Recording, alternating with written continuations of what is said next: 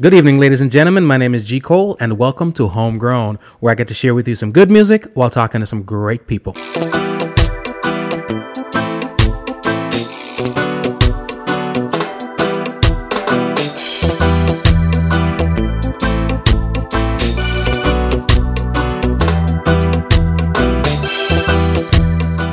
Hello, world. I hope you're feeling as good as I am. I want to go ahead and first of all, big up all my homegrown listeners out there. Welcome all the new listeners. If you haven't yet subscribed, please do, so we can keep you updated when new material is available. We'll be posting new episodes bi-weekly. Want to thank everyone who has been listening and sharing. If you're watching right now, again, please take a minute, click share, send it over. All right. The podcast Homegrown with G. Cole is now available on iTunes, Google Play, Stitcher, TuneIn, Spotify, iHeartRadio, and all your podcast platforms. Go ahead, also check out the website, homegrownwithgcole.com, to listen and for all things homegrown. We're also very interactive. Please follow me on Twitter at MyGCole, Instagram at MyGCole, Facebook at MyGCole. This is episode 29, and episode 29 is brought to you courtesy of Ultimate Beach Shades. Are you annoyed by the big tents that are so bulky you end up leaving them in the garage, or the umbrella that you have to keep chasing down the beach? Well, no more. Ultimate Beach Shades is a one-of-a-kind product. It's like a tent that is not a tent. You can get it in plain, your favorite color, or you can get your flag on it and rep your country. And here's another thing. If you're a business owner, you can advertise on it. You now have a portable advertising billboard wherever you go. You're at your kid's soccer game, you're advertising. You're at the beach, you're advertising. You're tailgating, you're advertising. If you're a tailgater, you can get the optional rear hardware package. Go to ultimatebeachshades.com or call them at 786-447-3377. Tell them G. Cole sent you. It's 786-447-3377. ultimatebeachshades.com. This is genius. I wanna sail away down the rivers of my mind. There is so much peace.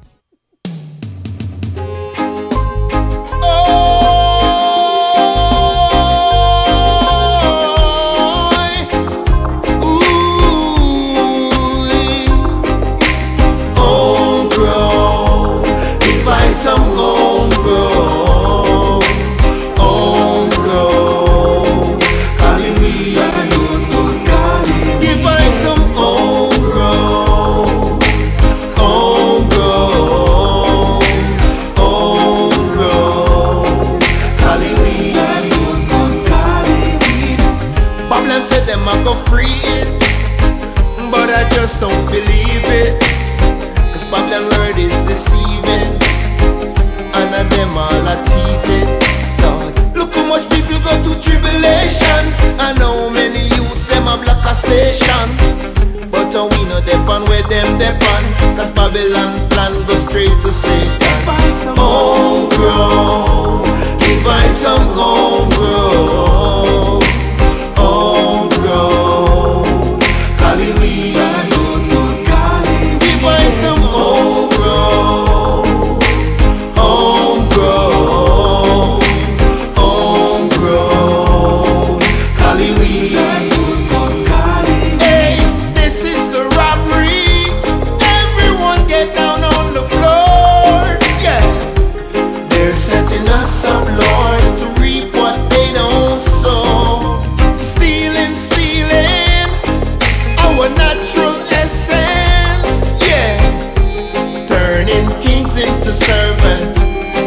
Not a natural thing. Homegrown, if I some homegrown, homegrown, California. If I some homegrown, homegrown, homegrown, California. Chemical is poison, and that's a Yes, ladies and gentlemen, again, thank you so much. That one is Warren Bass. I want to big up Warren Bass, and I want to say thank you so much. That one is from his album called Reggae Man. Warren Bass reached out and shot me over that song, said, I got something for you. When I got it, I was like, man. Today, we are talking with one of the most beloved and known culinary professionals in South Florida. She's a regular on your TV screens. You can find her on Channel 6 and probably soon, don't quote me, but probably Channel 8, 9, 10, and 11 very, very soon. 14. Keep climbing. She's also a psychosocial rehabilitation consultant, a community program developer, Also, Serve Safe registered proctor and certified instructor. And I'm only stopping here because of time constraints. Yes, well, Willie. You know what I mean? We ain't got the time to go through her whole resume because it's infinite. Ladies and gentlemen, Chef Jones. Chef Jones, welcome. Oh, thank you. I know I've been trying to come forever. We've been planning this for a while. It's been a while, but we finally made it happen. Finally We finally made it happen. Yes. All good things take time. And I'm enjoying your spirit because, you know, I'm love a it. spirit girl. I love it. Yeah, I'm enjoying your spirit, your live vibes. I love it. And my spirit doesn't come from the spirits, you know, but, you know, spirit. I know. I look at whites from here. I look at whites here and there, you know, Yeah. commercial endorsement. Chef Jones, Yeah. your resume should be on a flash drive. I'm just keeping it 100. That's what as a kid say. All right. First of all, where do you find time to do all these things? Well, it's called time management. Mm-hmm. Time management. And it's literally learning how to be, I would say, I'm a mom. Mm-hmm. And I've been a single mom for, a while. It's just a matter of learning how to manage your time. One of the best thing about being a parent that a lot of parents don't know is to actually make your kid independent. There is no way you can change your children's life when you put your children's first. I never. Right. And I have never put my son first. It's always been me. Right. The only way I can change your life is to make mine better. I like So, that. the I like only that. way we can change Right. their life is to make my Yours. life better. Some And, people see that's blasphemy to some regard, but it is the truth. It's no different. You're on the airline, and guess what? What do they say?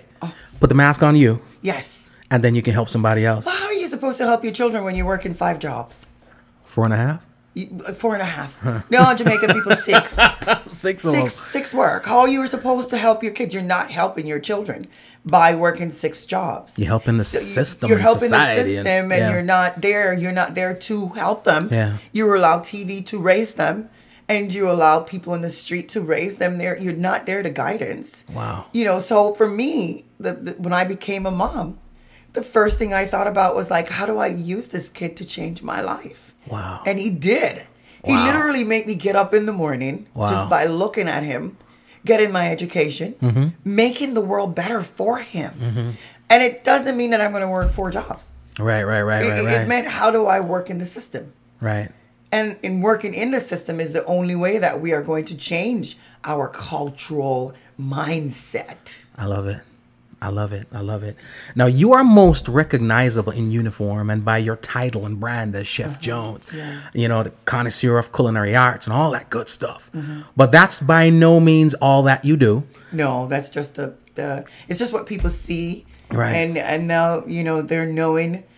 Today, as you know, I did the supermarket tour. I do a lot of also workshops. I am more working on changing the mindset because the stigma behind mental or even anything to do with fixing or even training the mind is like, So true. Yeah, it's really like you can't even tell someone, let's go see a counselor or let's go see somebody to talk to, or Right. You'll go to the pastor. Sometimes pastors are great to talk to, but sometimes they're definitely not the best Not people the answer. to talk to and not the answer to your problem. My daddy's a minister, and I know for sure that going to the pastor sometimes is really because we all want to see.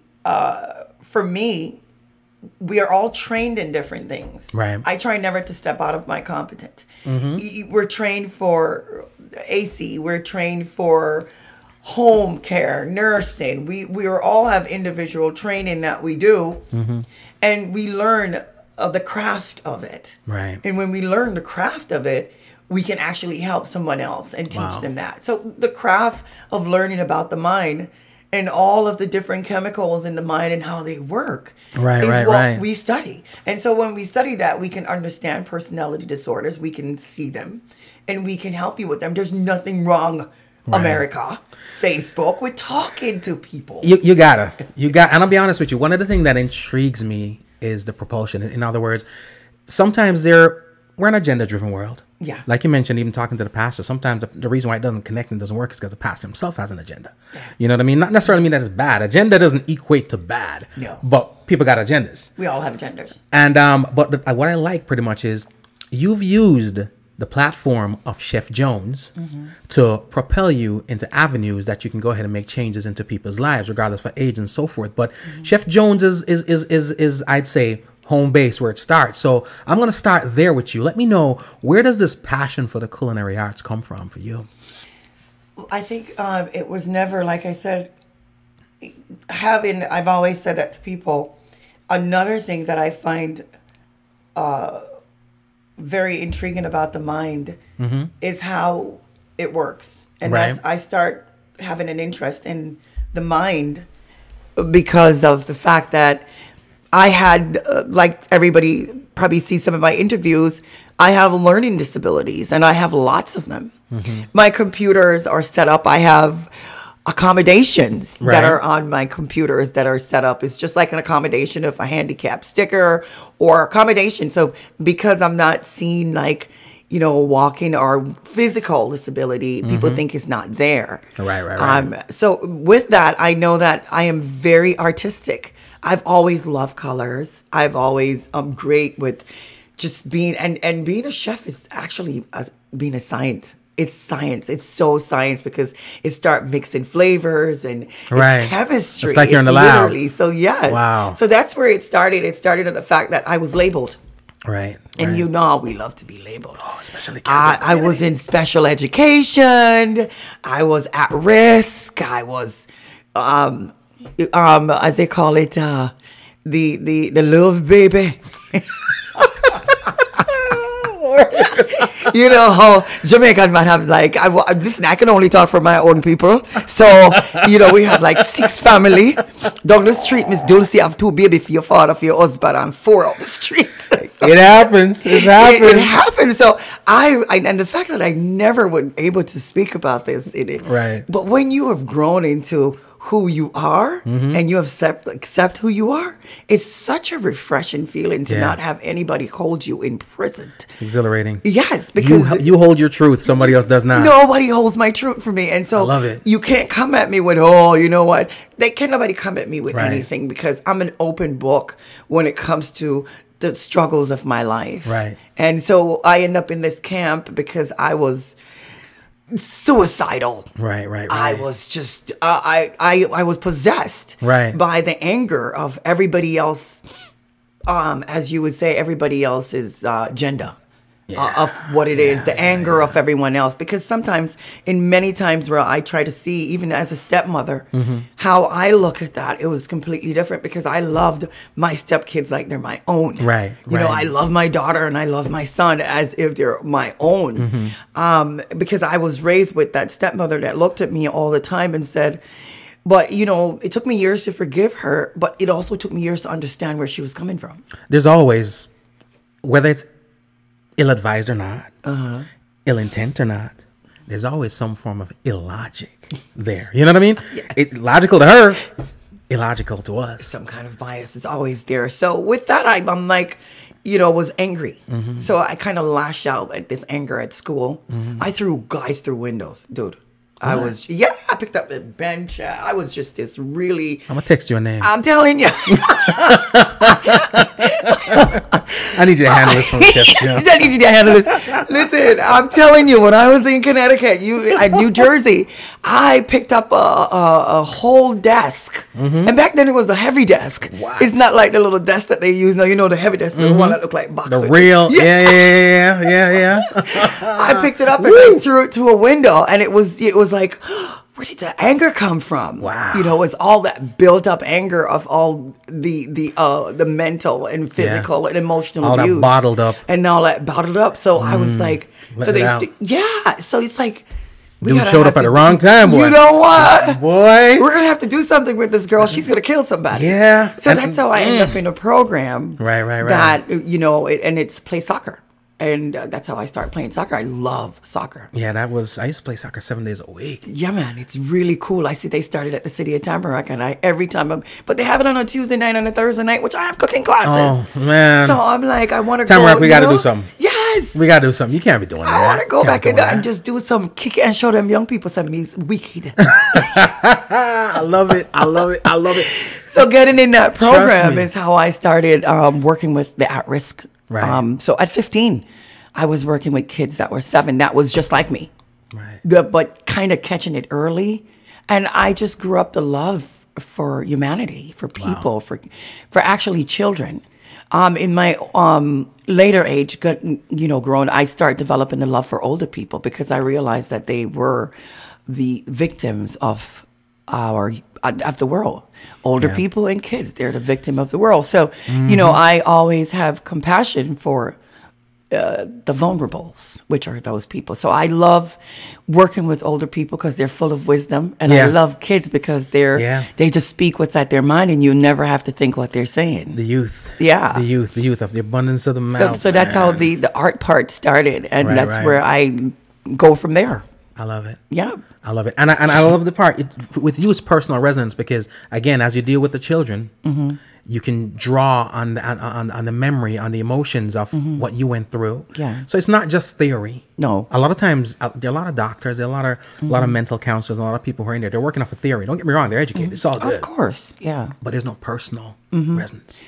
That's how I started. That's how I got in. I was doing my master's in food science, and I met a gentleman that says to me, "Really? You have a gift for these people, for young kids. You have a gift.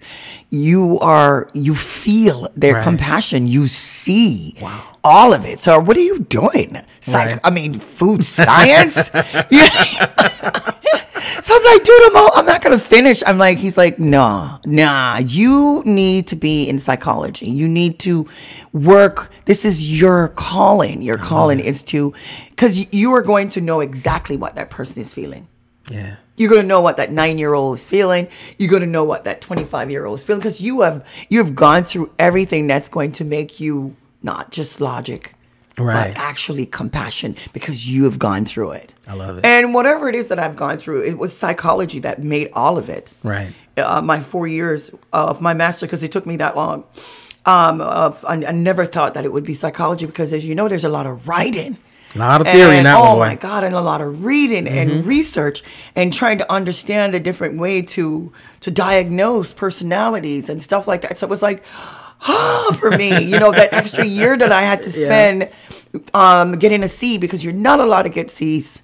And when you're doing your master's, you might get 1, but it's not going to start. They will drop you out of the program and you lose your money. That's what most of the school. Wow. If you're going to do a higher education, this is it. And I'm like, they told me that I couldn't, this is not for you. They tell me stuff like that. It just pissed me off. Yeah, they want to I hate it when people put their own, label. They put their own. I love it when they tell me I can't. And their own insecurities on you. Because a lot of times, I hear people use the word haters a lot. And sometimes I say, I don't think it's haters. I think sometimes it's insecurity. They have their own personal insecurities. Oh, yeah. And they put that insecurity off on you. That's exactly what they do. So if I can't achieve it, no way in hell you can. Yeah. Is what they're saying.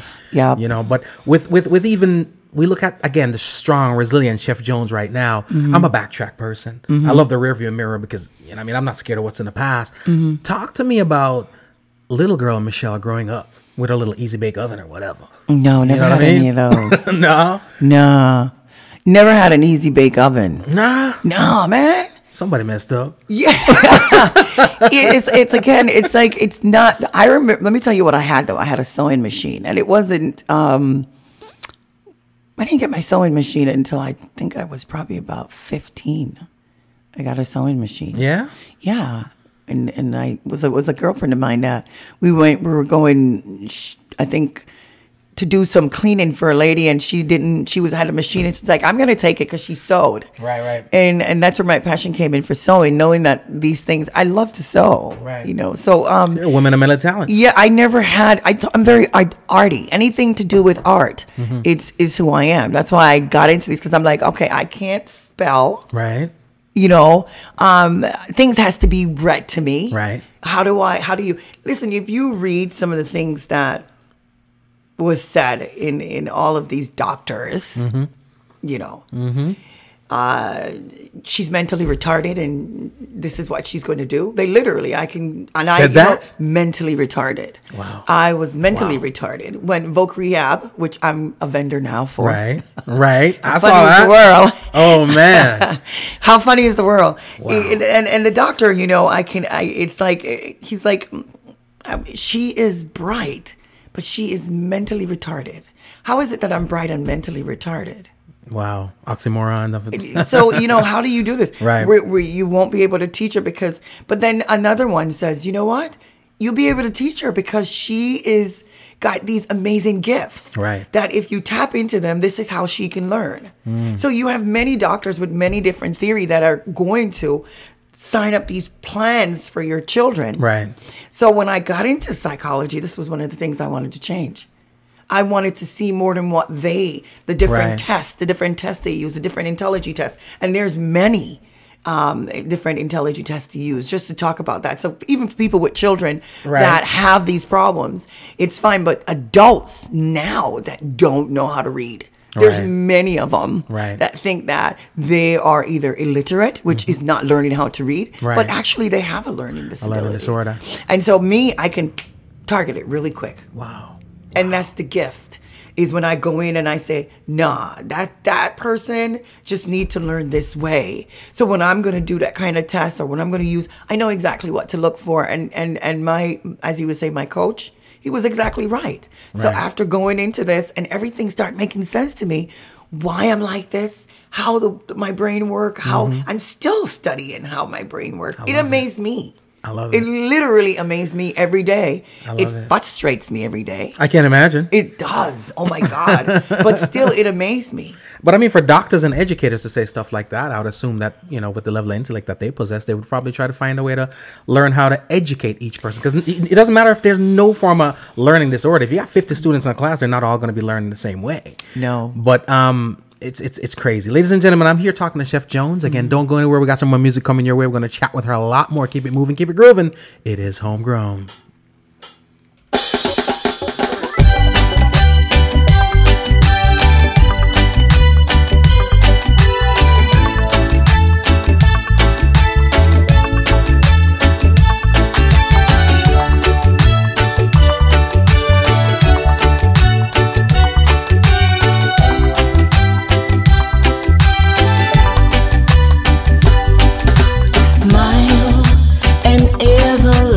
Smile, a smile to bring you near to me.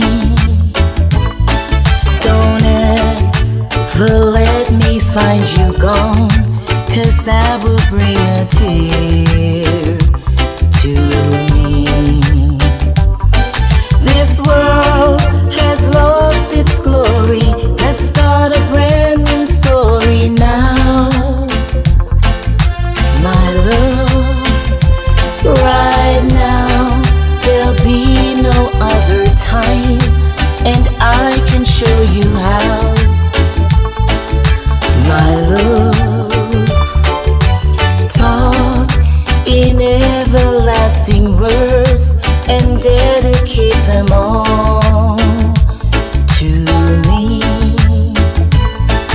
and I will give you all my life if you should ever call on me. You think that I don't even believe a single word I say.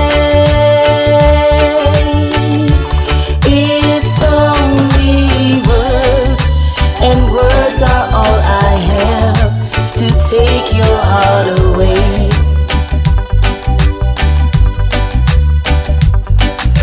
La da da da da da da, la da da da da da, da da.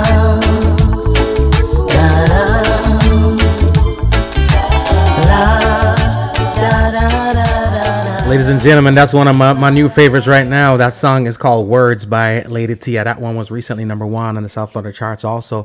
I just love it when my South Florida artists are doing it well. I want to big up everybody that's locked in right now, supporting the movement, showing love.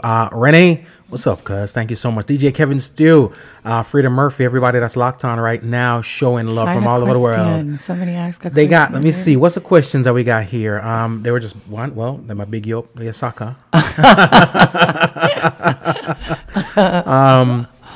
They're just tuning right now, listening, so the Okay, questions haven't cool. started to come yet. But I appreciate everybody, ladies and gentlemen. Again, as we go along, if you have, Rockwell said that chef bring food. Oh man, not today. I should have, right, Rockwell?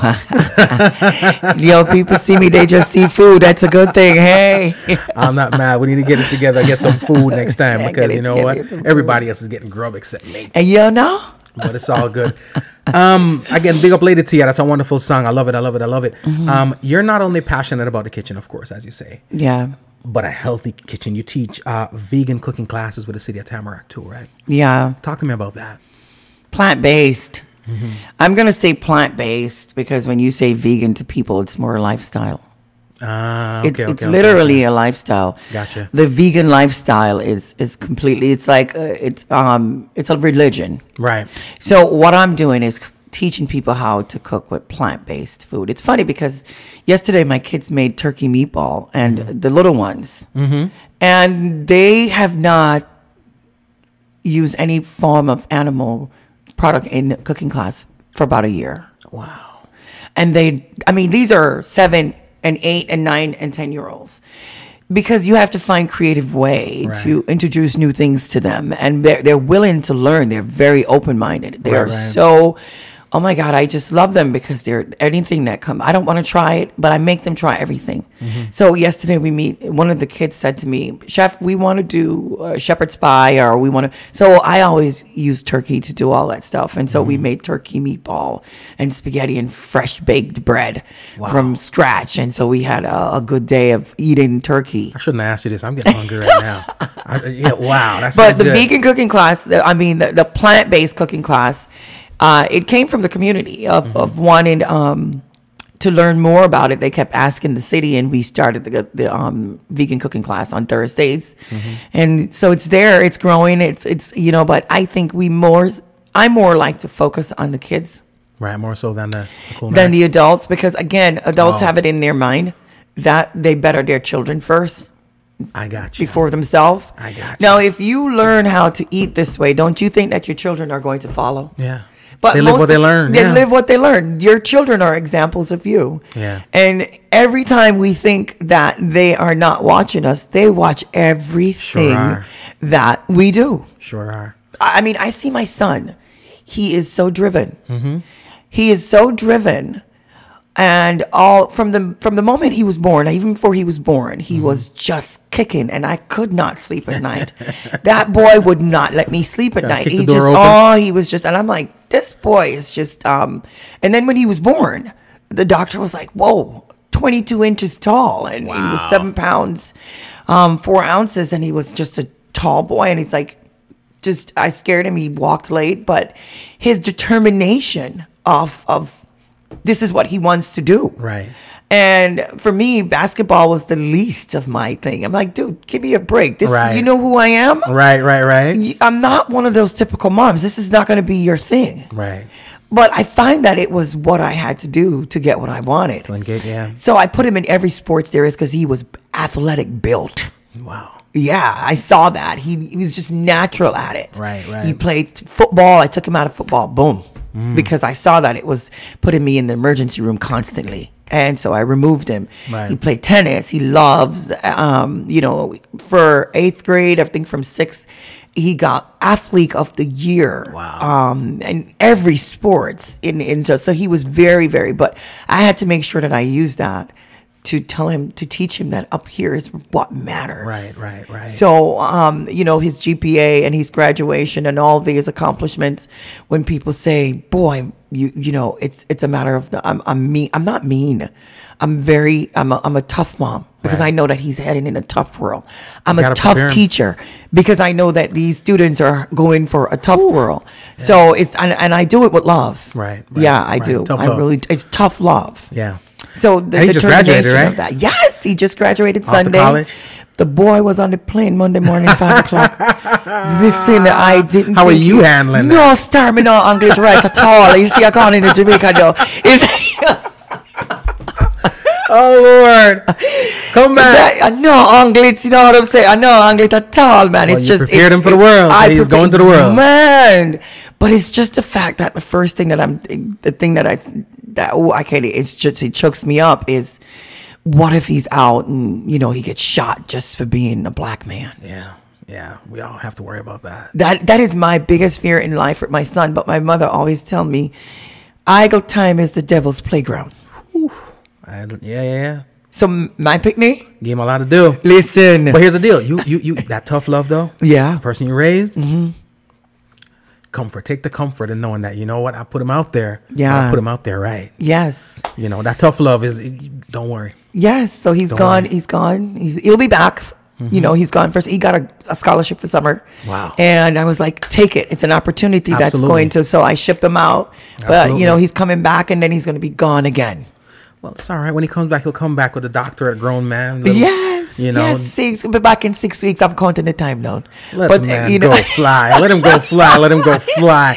Yes, he's going to definitely fly. But I still want to be, because we know as much as our children are athletics and as much as our children are bright, there's 20 other children that are the same. True. How I can advise parents to make a difference in their children's life. I'm sorry. Every other culture does it. Be a part of your community. Yeah. Be a part of your son's school or your children's school. Be a part of your community. It's going to be easier for someone to say, you know what? These are the children that are here. Right. These people have supported the school. These people are here. These are all children with 4.5 GPA, or Right. all children with the same, all children with this. But these parents have given more to the school, and I've given more. Who do you think they're going to choose? Yeah, it's like the community fraternity. And the village raises a child. The village continues to nurture the child. And you're absolutely right. Yeah. You are absolutely right. We are a culture of drop them off. Drop them off. I like that. Drop them off and pick them up. Drop them off. No, I wasn't a drop them off, Mom. Yeah, you were there. No, I was there. I was there for... Boy, I probably wanted you to drop them off every now and then, but you wouldn't. No, like not really, because what it is that I had to do was to make sure to tell the coaches has to understand that my son was more than an athlete. Right. And I didn't really care about their thoughts. Mm-hmm. Even though I am a team mom and I was one of their biggest support, coach know that I will snatch him out in a minute. I like it. And I always tell coach, I had a cesarean, dude. Right. I got stitches. You ain't got nothing to show for that. I'm not going to allow anybody to tell me how to raise my son. A child. I would ask you for your opinion, because I do go to the coaches a lot, because, I'm like, coach, he's going through this and this is this and the community. I wanted him to see, these men that are out there doing this. And so Right. I try to put him into these mentor programs, and I made sure that he was doing this. His schedule was as busy as his mother's. Wow. And learning how to cook, learning to know that I am in school and you are going to fend for yourself tonight, making different sauce where he can making just of cook. a man. Yes. Making a man. This is your laundry Yeah. basket. This is what you're going to do because mommy had to take care of me. Right. Yes. And now he's independent. He's self-sufficient, literally. Self-sufficient. I love self-sufficient kids. They are all, this is what I'm trying to do with these kids at the City of Tamarack. Right. And the parents are just loving me to death. That's a good, you got to pour it into the community. Yes. And they will love you back. Definitely. It's funny because somebody said to me the other day, Chef, you've been in the community for so long. I can't remember. Boys and Girls Club, some people really think I get paid for all the things I do. Wow. They don't understand that. Spiritual payments. It is. It's learning, and it really is spiritual payment. It's Right. also favors. Right. It's when I go somewhere and one of the parents say, my son loves you. He thinks that you're the world. He loved the fact that you taught him how to make bread. Are you Chef Jones? and it's like, and I have 7,000 children that has come under my wings and have gone. I've seen 21-year-olds that comes back and come into the cooking class because I've been doing this for so long. Right. And that's my pay. Is that the fact that they remember the small changes. They remember making bread. They remember learning how to make this. The impact you have on somebody's life, you have no idea. That's true. You're just doing what you do because it is who you are, but you have no Exactly. idea sometimes. And speaking of which, you have this, the phrase you use, which is food doesn't have a problem with you, but you have a problem with food. It's true. Talk to me about that. What's up with that? But am I lying? When I read it first, I was like, this is absolutely accurate. No, but seriously. Yeah, I've never had a food jump out at me, but I jump at it. Yes. I'm just saying. I mean, we always have problem. We blame everything. Human being has a way of blaming everything on everything except them. We don't do that. Of course not. Put the thumb in. None of that. No, None it of is that. true. It is true. You know, it's like true. it's not my fault. It is so true. It's McDonald's. It's not my fault. It's you know. Fries followed me home. Food does not have a problem with you. Why is that bulla running me down? That bulla, Damn. you know, and that bulla with 32 grams of sugar in half of. Killing my buzz right now. No, but today we went to the supermarket tour, and a lot of the people that were there were like, "That's how it." They don't, not knowing how to read labels literally affect how you eat. Yeah. And I'm going to share with you one of the things that you wanted a secret to start changing your mindset. It's not what you eat. It's literally never what you eat. It's how you think of the food. And literally today I was sitting with a bunch of older women, Right. that were 91 and 85. I had so much fun with them. People still living that long? Listen, you should see them too. They were beautiful. And it's like I took up a plate of food. And I took up my food, and it's a visual thing. If you pay attention, mindful attention to what you do and to what you eat, you will start changing the way you eat. Right. Literally, when you share your food, look at it. Right. Take a moment to look at it. And if you do that for at least a week, I promise you, when you look at it, you'll say, "What? I want a whole heap of rice, this, you know." Portions, boy. Yes. You will literally see that you're eating a lot of food. And the servings.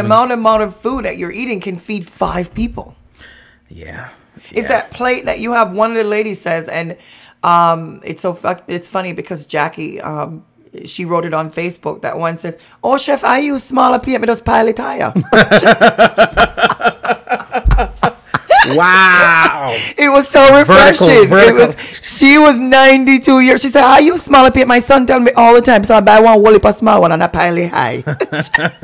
She was doing the Jamaican, then she was talking. It was just so funny. Wow. A Jamaican lady? It was Jamaican. Yeah, she was from Wow. Jamaica. And Wow. but all the different cultures, and they will tell you that it is a mental. It's in our DNA. Right. It's in our culture. So is in true. order for us, no matter how much cooking program, diet, cooking class, you cannot change anything unless you start changing the way your mind thinks about food. We can't change our culture. We can't change our race. We can't change the country. We can't change anything. And we cannot use the same recipe and expect a different outcome. Listen, We have to change the recipe. that is so true. Definition of insanity, right? Yes. You know, it's amazing you say the things you say. And again, culture is a big thing too, because again, from portions and portion control and all that stuff. Back in Jamaica, when the elders were doing what they do, they were also walking everywhere they were going, so they could burn it all off. Yeah. You know what I mean? Now we're hopping in the car. I'm guilty of it, but we don't blame ourselves. Y'all. Right? Y'all, because this is not fat. This is soft muscle. No, it is Toyota. It is Toyota's And fault. the BMW and the Mercedes, the Jags. Yep. It's their fault. It's their fault because they don't allow me to walk. Yes. You know, just like the bull I run me down. Yes. And the French fry jump And the French out. fry jump out and just won't mind their business. Well, that's the thing. But what I also love is this. You're not only teaching average folks to cook and to cook healthy, right? But you're also training the professionals Yes. or potential culinary professionals and restaurateurs and so forth. You have food safety and management certification classes, Yeah. food handlers courses and food management courses. And I mention them because we don't know who's watching, but talk to me about those endeavors. Food management, majority, you can't open a restaurant without having a management certification. And if you open it, someone has to be there that has one. Right. I am a proctor and an instructor for it. Most times people are just instructors. They're not proctors. They have to send a proctor out to sit the exam because it is a state exam. So because it's a government exam, the government have proctors that they send out, and even and they have people. So you have to, when you get the course. You can't take the exam unless you have a proctor there. So I am both. Right. I go in and I train people for restaurants and I recertify them. And then the thing about it is once a manager gets their management certification, they can now teach people how to be food handlers. So I like to teach my kids, my teenagers, and even some of the kids are in the program, Memorial Hospital, they get their food handlers. And it's really nice because when McDonald's or any one of those Burger Kings and anyone else, they want a job there and they see that they know the safety of handling food, they hire them, and it's really a plus to them. And that's what a manager's got. And so doing entrepreneurship, knowing that my products in the supermarket, they were in there for a couple of years and they almost killed me. Wow. Because it's not understanding that products are so much. And my cakes are going to go back, and my sauce is going to, but you got to make sure that they're not managing you're managing them. Wow. And it can't be a source of income.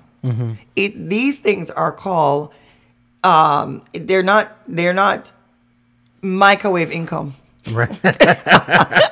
Long term, baby. They're long-term income. Wow. So you have to baby them just like how we raise our children. You have to raise your products. You got to raise this thing. So if you are living off those products, you are never going to get anywhere. Wow. You can't. Wow. Those products has to be babied, nurtured, breastfed, bathed, pampered until they get up there, because there's 20 other products like them on the market. Right. So learning about packaging, learning about your cakes, baking cakes. There's 150,000 people out there baking cakes. I know too. Decorating the cakes, doing this. It takes a lot to do those things. So when you're thinking about jumping into entrepreneurship and jumping into things and the licenses alone, the state recommended. That's why there's so much illegal people cooking all kind of things out there. Yes. Around people's belly. Yes. And then the food management of it. The restaurants. And you guys, I've said this over and over. Every restaurant that is in anywhere, you can find violations. Every single one. Wow. It's public knowledge. You hit the button. You see violations. You see how many violations. You see critical violations. I design menus. I design recipes. I design standardized recipes. You know how when you go to a place and the food, chef might their work. And he not work tonight. The food Hold tastes on. good. Yeah. Can't tell us a chef man. No.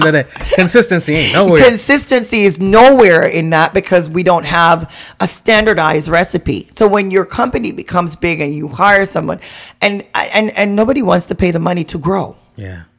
It's just Let me get there. Hustle the thing. I'm not investing in this craft. I'm not investing in this person. You cannot. You the have hustle to mentality invest. that we it's have. the mentality that you have. Yeah. All of us, and we have to change that. Right. You cannot use the same recipe and expect a different outcome. Right. In our relationships, marriages, motherhood, whatever it is, right. We are the first people that our children learn relationship from money, from people, work ethics, handling stress, dealing with. We are the first people that our children learn. How do we teach them? How do we change a generation? I love the new generation that is coming up. Oh man, they inspiring. Are fearless. Yep. I'm so proud of these teenagers. They're doing what they do, and what I love about the concept of what you're doing here with these classes is because passion alone will get you. I mean, passion's great. Yes, but passion is not all that's necessary. Oh no, there's a lot of passionate, unsuccessful people out there. You were dead. Trust me. And then with when you're going to educate somebody, when you're going to do something, passion is great. But go get the education. That's what I love. It's almost like when you mentioned the doctors and the educators. Some of them have the knowledge in the subject matter, but what they weren't taught is how to be educators. That's true. So we have a lot of people who can cook, but we haven't taught them to do food management. Yeah. And all the stuff that you're talking about here. So ladies and gentlemen, if your cousin run a cook shop out at the back thing, tell him say he must come check Chef Jones, all right? She'll get him legitimate. And we're on the topic of entrepreneurship. I have an episode of the podcast where I spoke to Alex Miranda, who is a brand strategist, talking about getting that business launched. Yesterday we had Mr. Warren Rich on here, who is a CEO of his own company called Ultimate Beach Shades. You heard me play the commercial earlier. Yeah. But it's just not just about your passion and your entrepreneurship. It's about doing it and doing it right. Because if you're not doing it right, then it's going to be a waste. It's about the investment of your education. Mm-hmm. Your first investment in any business that you're going to do. Knowledge. Because how are you going to? That is, and it's funny because I had a workshop, and the workshop that we had was at it was about entrepreneurship in restaurants and how we don't help each other out. Because on the corner of, in Tamarack and North Lauderdale, on the corner of, I think, Commercial and University, in that little vicinity alone, there's 7 Caribbean restaurants. Yep. Yeah. Now, why would somebody do that? If they learn that you have to find out the demographic and your competition, there's absolutely no way that you are going to grow. Well, they didn't consult a business strategist. They just said there's a lot of Jamaican people here. Yes. They didn't factor the other Jamaican restaurants that they probably were eating at before they opened theirs. And then not only that, but they didn't factor in the fact that Joey's not going to be working there. They still have not made their food consistent. So when Sally gone or Chris gone, the food no tastes good again. And then Joe comes back and then he start doing his own thing. Because what these cooks do, these cooks bring in their own way of cooking, their own don't style follow of cooking. there's no consistent They don't recipe. follow the consistency of the recipe. But there's no recipe to follow. Just cook the brown stew chicken and put it out there. You know what? I was watching Undercover Boss, and I'm not going to name the restaurant or so forth, but it's amazing that you mentioned that, because in the episode that I was watching, I know, I saw it. you saw it, right? Yes. When my boy said, "Can I embrace you?" Yeah. I nearly did when I saw that. I was just a typical Jamaican. But it's like not following the recipe at all. None at all. And people love his thing, but it's kind of like the band. When the lead singer leaves, they follow the singer. They follow. Exactly. So when that guy leaves the restaurant and goes over to Joe's, because if there's 5 in the area, he's employed. No matter whether it's with you or when he leaves, if he's putting it down on that brown stew chicken, he's getting a job somewhere else. Exactly. And guess where the client base is going? It's going over there. It's going over because he's not there anymore. It is when I did my internship there, and I got into the hotel. They're on a little black thing, their notebook that was on there, and there was a recipe for everything and the instruction for everything. Wow. Each steps of how you make it. Wow. Everything. Now, when it's manageable, like when there's big, like when you have franchises, it's kind of hard. So those franchises have to get a warehouse where they start making these things in bulk, all at the same, to distribute them all in the different location, because that's the only way to keep consistency. Right. And it's knowledge. People knowledge are worth. I always tell people, no matter if it's the church, nonprofit organization, everyone needs to eat. Yeah. So church, nonprofit organization, the one thing I learned from the cities is that everybody have their price. Yeah. Yes, nobody gets anything free from the city because the city has to run. So it's the same. You cannot live a life on just constantly asking people to do things for free. You do it 1 and 2 times for free. You can say, here's a $25 check. Yeah. You keep selling. Support the person to pay their bills at home, so their light don't get turned off. You need to survive, and if everybody is asking you to do it for free, how do you pay your bills? It's amazing, and it's not just it's in every business that we do. It's amazing because I get studios and stuff cost a lot. Yeah, I have my sponsor for the podcast and more than one, but I do have situations too where it's people ignore the fact. I have other friends that are artists, and of course I've been in the band and we're doing what we do. And friends will say, "Hey, come out to the show. I'll put you on the list." And I'm like, "Nah, if I'm coming out, let me come support." As a culture, we're not a supportive culture. No. They ignore what the cost of it is to put an album together, put a restaurant together, to put whatever together, to put your studio together. Put a cake together. A good cake too. Yeah. But you know what? I love it. We have to change. We really do. And we can't just talk about changing. You have to set a certain standard for yourself. I think that anybody that knows me, and if it's not true, please answer back. If you tell me to be somewhere at 7:30, whether it's for free, whether I'm doing it for money, you're gonna be there. The same quality service that I'm giving the President of the United States, I'm going to give the person that is on the corner of Sistrunk. Wow. I don't know what you're doing on the corner, but I understand. It doesn't. Get off the corner, lady. Whatever. But I understand. It doesn't matter. The person that lives in the biggest house to the person that lives on the street corner, the same service, because all you are doing is practicing to be the best you. Yeah. For you. Yeah. To be the best you for you.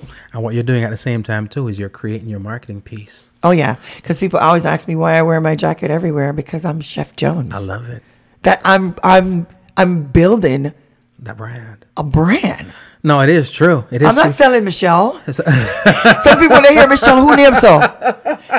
No, it is true. Michelle is for my son. And sometimes it's so funny when he used to call me mom. I said, "You don't call me that. That's not my name." Then he would say Michelle, and then I would answer that. He'll say Chef Jones. I am building a brand. Chef Jones is uniforms. Right. My uniforms are made for women. I'm not focused on. I never, when I started making my uniforms and when I got it patented and when I start making them, I never made them with the idea of men. Right. I made them with the idea of women chef, because the uniform are made for men. The entire uniforms are made for men. Right. And we are not SpongeBob. We are not shaped that way.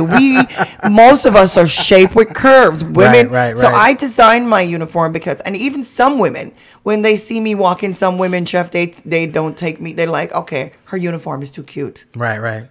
You know, she's a model. Listen, that's fine. That's fine. It doesn't even matter to me. It really doesn't matter to me. It's like, it really doesn't matter. But it is a brand. And it's funny when you hear Chef Jones and you see, because a lot of times that's the thing with a brand, the name, the logo, the representative, sometimes they don't match. You know what I mean? Yes. And your brand is ultimately your brand. People will reach out to me. They're not here for Michelle. No, Michelle's nice, but we want Chef Jones. We don't know Michelle. Yeah. No, because like I said, it doesn't matter. I represent.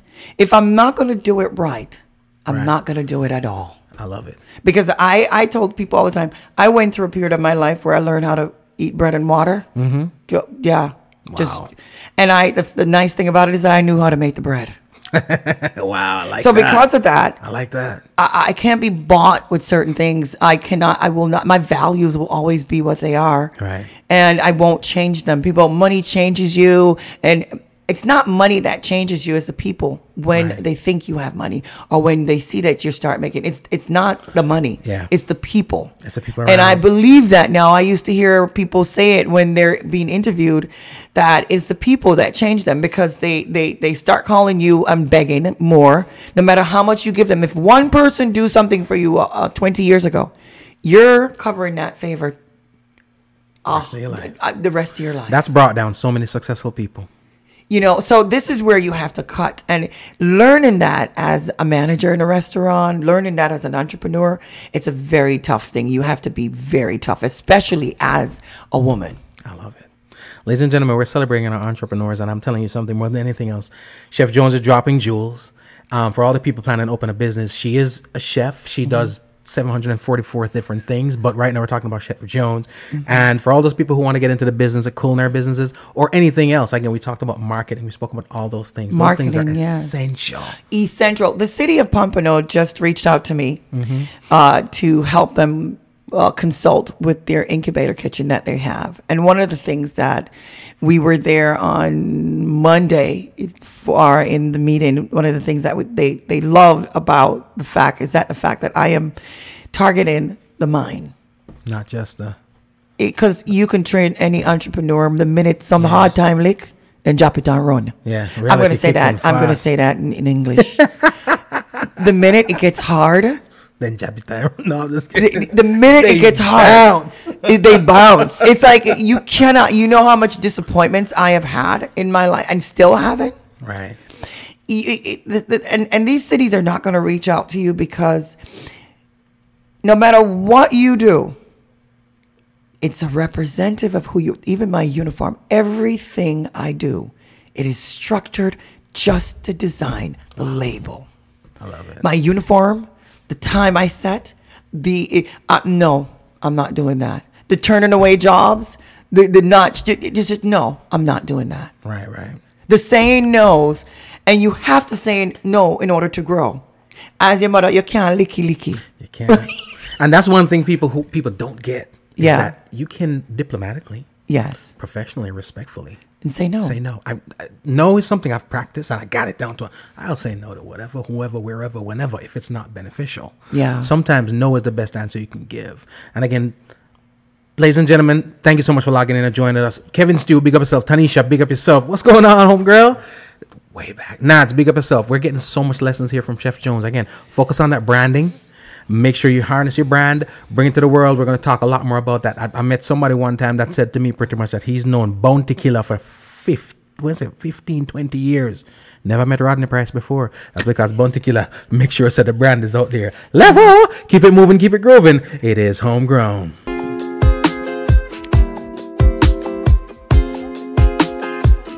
Wow, yeah, wow, yeah. Wow, yeah. Wow, yeah.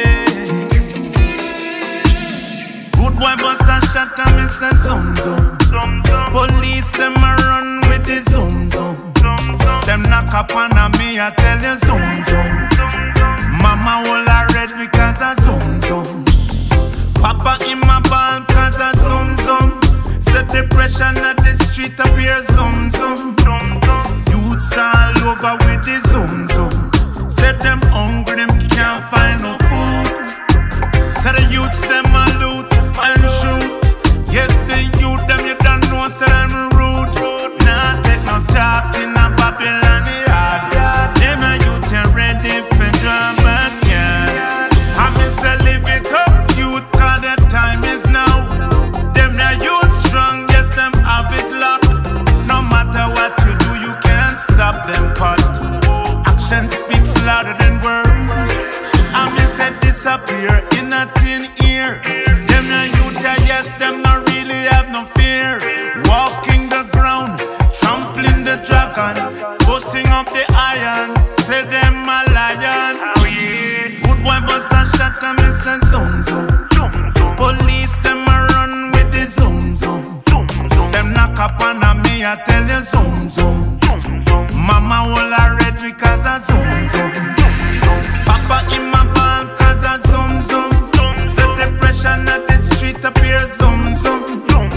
Youths all over with the zoom zoom. Said them hungry, them can't find no food.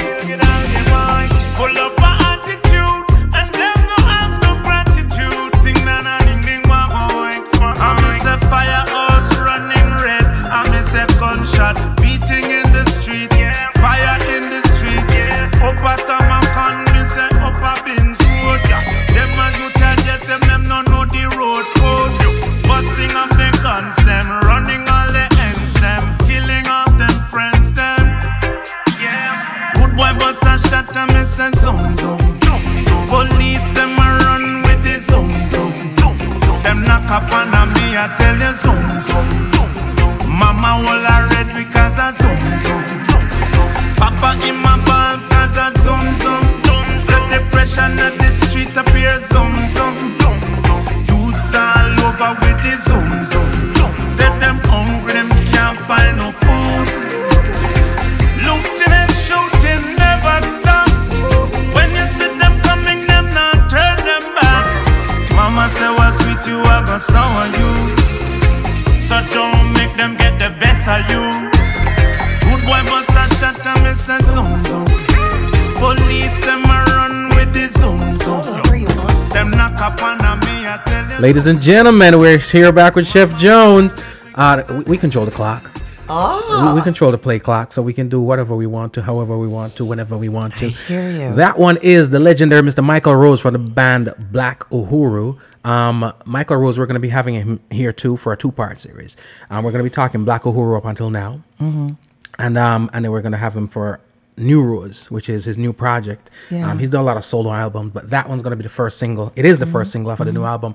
Chef Jones, again, thank you so much. We got a lot of people. Nadia, thank you so much for logging in. Again, Tanisha, thank you so much. Claudette, everybody in the room. Melody, much love, much love. Let me see here. Tanisha says, You're absolutely right. It's not the money that changes you; it's the people. You know, a lot of people do echo the sentiments, and DJ Kevin's do echo the sentiment about the portions. You know, when you don't get a big portion, and start looking at it like somebody, I go to a different restaurant, cause that one you're stingy, but but they're doing you a favor. Yeah. We're talking life. We're talking. Everything comes back around to business, and again, the topic of entrepreneurship. We spoke earlier about your background and humble beginnings and so forth. You now represent Grace Kitchens, Badia Spices, Sam's Club, and again, I'm just giving you a couple because we ain't got that kind of time. All huge brands. You know what I mean? These are brands we see in our supermarkets. I have them in my pantry right now. You're also on Channel 6. You're teaching, you're inspiring millions of people. How did, and this is a question a lot of people don't realize how important this is, but how did the relationships, it's not just the business and the partnerships. This is obvious the relationships you've got. How did those come about? My relationship with Mr. Badia, and the funny thing is not the relationship I have with Badia Spice. It's the relationship that I have with the owner of Badia Spice. Mr. Badia, Pepe Badia. I talk about him and chills run up my spine. That man is got a big heart. And I have known him for a while. I started going to, one of my teacher took me to Badia Spice. Where are they based? In Miami. Huge. I got to take you for a tour. In Miami? Yes, they're in Miami. They took me. One of our teacher, I had a friend that did ice sculpture. That was way back when I was at the Art Institute, and we went to this place to do ice sculpting, and then we had to tour to a little, and then Mr. Badia was really small, just, you know, and we had a tour. And it's funny. Oh my God, life is so funny because I walked through and the spice, and his first spice was the complete seasoning. Right. I loved it. I can put that thing, that makes you a cook. You don't even have to know how to cook. I got it. You just listen. You just gotta. You can impress girls, impress their boyfriends, boyfriend impress their girl, wife, husband, pitney. That thing you just open it and sprinkle it. But let's talk about the relationship. Right. One of the things that we as a culture don't know how to do, again, we don't know how to build relationship. I know a lot of people try to befriend me for the people I know. Right. They try to talk to me, then when they do, they will hang and they talk, and then all of a sudden they think I'm going to open them up to Mr. Badia. Really? Wow. Like, really? Wow. So you can butt abuse the man. So they're pimping you for the relationship. They pimp. It's usually who you know. Yeah. And one of my girlfriend told me this a long time ago. I don't remember if you know Sharon Lawson that used to work on NBC6. Yeah.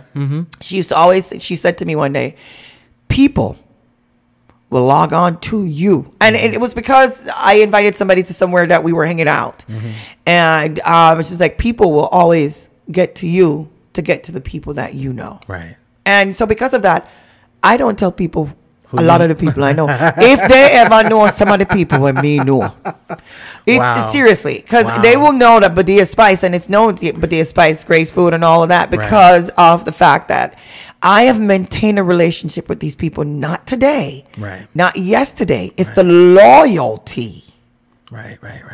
If I remember calling Mr. Badia and asking him for a donation to sponsor me in the Outstanding Woman of the Community. And I don't think I've ever asked him for anything. He always just sponsor things that, and I also remember the first time he put me on I should have brought you one of my magazine, the first cover magazine I was on. Right. And for over almost 2 decades that I've known him, I don't think I've ever, if I ever ask him for something, he knows that is something that I'm going to ask him for that I need. I mean, the spices that he sends to my cooking classes and all the things that I do and all the things that I mean, it's just, he introduced me to his marketing manager. He's like, you and her need to connect. And this was because I used to always send to him. And why? I don't know. This man just saw me and and he's like, I want to bring my students here when I become a teacher. Wow. And the fact that I start taking my students to tour his humongous, huge spice. They now have their own distribution center. They have their own manufacturer company, and it's down in Miami. And I took my students from the Atlantic Tech. I took my students there, and to see them, they have been a part of it. And when I call them and ask them about the Boys and Girls Club, and I saw that man purchased two of the, listen, me the right now front. Me two table there right. Listen, let me speak. The two table. I didn't even know he bought two tables for me. The two tables that he bought was the platinums. Right. So at that time, I was the that I raised for Boys and Girls Club. It was over 5,000. It was just unreal. The outpour that I got from my sponsors, because they know this is something that I'm passionate about. Near and dear to him. Yes, and they know that. So I am so grateful to have someone like him in my corner, and to let him know that I'm not going to constantly abuse the relationship that we have. Right. And this is what we do as companies. You cannot get relationship with people when you constantly abuse them. Yeah. You have to, as a non-profit organization, and I'm going to say this, as a non-profit organization. I have a non-profit organization. I bet you didn't know that. I had no idea. But as a non-profit organization, and as a small business, you have to, especially for non-profit, you have to have this thing called sustainable income. Right. Your program must be able to sustain itself other from charity. Right. Donations ain't gonna be able to. Donation is not going to be able to do it. So that's what you're doing. You are same, and nonprofit are same as any other business, and they're not running on a nonprofit. They're running on the profit of just you. So smart nonprofits that takes the money and make sustainable income from it, they will keep getting. Right. People will keep that. So for the small business and the nonprofit organization, build your relationship by respecting the companies and your sponsors' boundary. Show them that you literally love them by not constantly abusing their kindness. Right. Use the money that they give you to flip it. Don't exploit the situation. Not to buy the Mercedes and not to buy the big house up in where you're going to have to constantly beg to pay for the house, and then the program is not getting it. Then saying it's a nonprofit. Use the money to change a program, and you will drive that car. Right. People will love you and see that you deserve that car that you're driving because you've given so much to the nonprofit. Right. There's 1,000,001 nonprofit. They approach me daily. And some of them I'll say, let me try. I always cling to the ones that are for women that have been abused sexually, and for women that have abused physically, because those are things that I've gone through on my own, and know that these are things that I can do to help, and how can I make the difference, and how can we change that. The sexual harassment and abuse against women, it's supposed to be getting better. And I think now, because they're acknowledging it, I have worked on jobs that I have to leave, and because of the subtle touchings or the comments or the things that, because it doesn't matter how you look, but it's more when you're an attractive woman, you do get more of that. Pretty girl problem. We create a lot of problems, and now women are saying, okay, and sometimes you really can't. You're like, okay, what can I say? How do I do this? And sometimes you really just have to leave the job, or you really have to stay there and put up with it because you know that you're going to lose this, or you find a way to come out of the job because you know that you're going to be criticized about the fact that you didn't. And so to have that now, to show that the difference in that, but then there's also a borderline against these things, again. So, the difference in these charities and organization is, are you doing what you're doing? Are you stopping? It breaks my heart to know that innocence, the innocence of young women, the innocence of young men, not just young women. It's not gender specific anymore. No. It's not anymore. It's and trust me, when it comes to my son, I don't think that any parent could even the thought of a man raping your son So I was very protective of my son. He didn't have sleepovers, and if I did, I created a network of women that, you know, I don't have any family here in Florida except my mom now, but I created a network of sisters. Your community. Yes. Yeah. That helped me to raise my son. And not only that, but working in the juvie system, working in Miami for the years that I worked there, and working with these young men from the age of 12 to 26, they helped me to raise my son. Wow. Yes. Wow, I love it. If it wasn't for those kids, I don't think some of the decisions that I would have made with my son, I would make. And some of them were tough decisions. They're like, Chef, nah, you can't do that. Chef, do this. Don't give him no car, man. Right. They will tell me. They said, my mom gave me a car at 16. That was the wrong thing for me to do. My mom should have never gave me a car. And so because of that, my son, when he turns a certain age, I loaned him my car to go and do certain things. And I could have given him a car, but why? Don't do that, because you are setting them up for this independence that they are not ready to hindering them handle. more than anything else. Yes. Vinny says amen, Chef Jones. So a lot of people can relate, and you're absolutely right. It's amazing, though, you mentioned, you know, working with people in different situations. Yes. But it's amazing. You have no idea sometimes where influence and inspiration comes from. Oh, yeah. If you were to think of it in advance, you would never think that you'd be inspired and influenced by those people to be able to give you information to help with your son. Never been able to think of that. Listen, I have met so many, and your soul has to be ready to take this. Right. We are chosen, picked by our Creator. Right. For any position to do with humanity. Nothing's a fluke. Nothing. You are not. Not all of us were born for these positions. You have to have, as you would say, you have to have a strong stomach and a strong backbone to work in the system. Yeah. When it comes to mental, because majority of the students that come in, they all are on some different kind of medication for some kind of different mental or physical, especially the ones that come out the foster care system, the one that spend 2 years in jail on confinement. There's all different things, and I've seen it all. They are the people that made me who I am today. Wow. I learned more from them. I don't learn anything from. They're the one. Right now, I have a kid, and he promised me, Chef, I'm going to come out and I'm going to be a part of what you're doing. He's a drug dealer all his life. From 10, he's been hustling. He went to prison. He went to jail. As you know, they're different things. He went to juvie. He's been in the system in and out for about 7 years. Right. He finally come out of the system, came into the rehabilitation program to rehabilitate it. And I'm like, okay, what do you want to do? I had to take the fact that he was a drug dealer from this age. I said, you already know business, dude. Yeah. You already know your demographic. You already know who is your competition. You already have your business plan. All you have to do now is not sell drugs anymore. Change the product. Sell cookies. Yeah. Because you know how to sell it. So you know how to do it already. And you know, he literally took it to heart. He called me the other day, and I was just, these are the stories that makes me get up every day and want to teach. And makes me want to change your life. He's like, Chef, you're not going to believe what I did with my $30,000. He was in a car accident. He got somebody.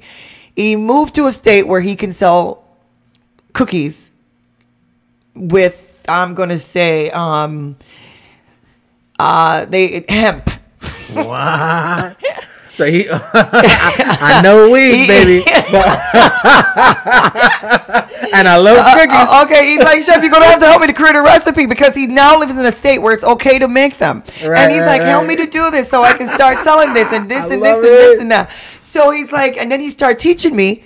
He started teaching me the strength of it and how you raise the right strength. And I'm like, wait, dude, we're supposed to be talking about this?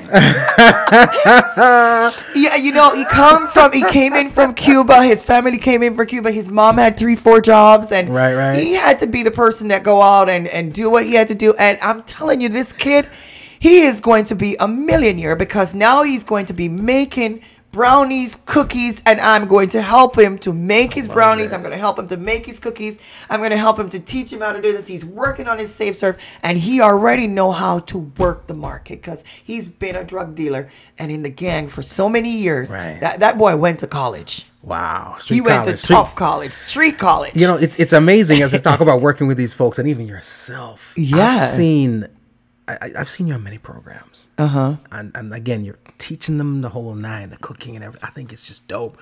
I was more inspired by your story, your journey. Yeah. Which I think is what's affecting a lot of these people too. And you continue to do it on a daily basis. Like I said, you're a proud single mom, philanthropist, an educator, a motivator, an innovator, a whole bunch of hers. And, but you have a cognitive disorder. I do. Learning disabilities. It's tough. Here's my real question for you. Yeah. Well, first of all, talk to me about vocational rehabilitation. Vocational rehabilitation. It's like Workforce One. It's like Career Source. It's all of those that help people to, if you get in an accident, if you want to rehabilitate into doing changing your career. I had a friend that had a car accident, was a nurse, can't work as a nurse anymore, have to sit down and do work now because the car really moved her spine. So it's like, then, and those places, they take and rehabilitate you and put it back. The system is there. Right. But the one thing that I know that the system was locked off, and I won't say it's literally the system, I think it's us as a culture, as African, as Black people, that do not know that these systems and these things are there for them. Right. And when when it's there for you, you have to know how to utilize it. It's not a quick fix. Right. You have to be persistent. You have to know that you are worth it. Right. Because I've waited. They've turned me down probably about 5 times when I went to the vocational rehabilitation, because of every plan that they got back from every doctor says that this young lady cannot learn. Yeah. Not teachable. She's not, she can learn, but maybe this is how, and some of them say, well, this is what I am never going to, there's certain things that I won't process. And it caused a lot of problem. Even anything that you're ashamed of will keep you in prison. Yeah. And so not understanding it was one of the biggest thing, and being ashamed of the fact that what was wrong with me? Why can't I do this? Right. The frustration of it. And you don't want to let people know that you're different. You don't want anybody to know. So you literally hid it. The more you hide it is the dumber you get. Literally. Literally. I got to say it that way. Right, it's like, right. I got because you. you are not learning. There's so much things out there for you, but because you are embarrassed, you are ashamed and embarrassed of something you have absolutely nothing to do with. And it's amazing you say that, because here's the thing. You've got Quite a a few. master's degree in psychology from Kaiser. Yes. You've got a bachelor's degree in culinary management. Yes. You've got an associate's degree in culinary arts. Culinary arts. You've got an associate's degree in residential design. Design, yes. And again, I'm talking, ladies and gentlemen, I stopped because I just ain't got the time. We're running out of time. There's some more stuff. But take us from learning disabilities to associates to bachelor's to master's degree. It's persistent.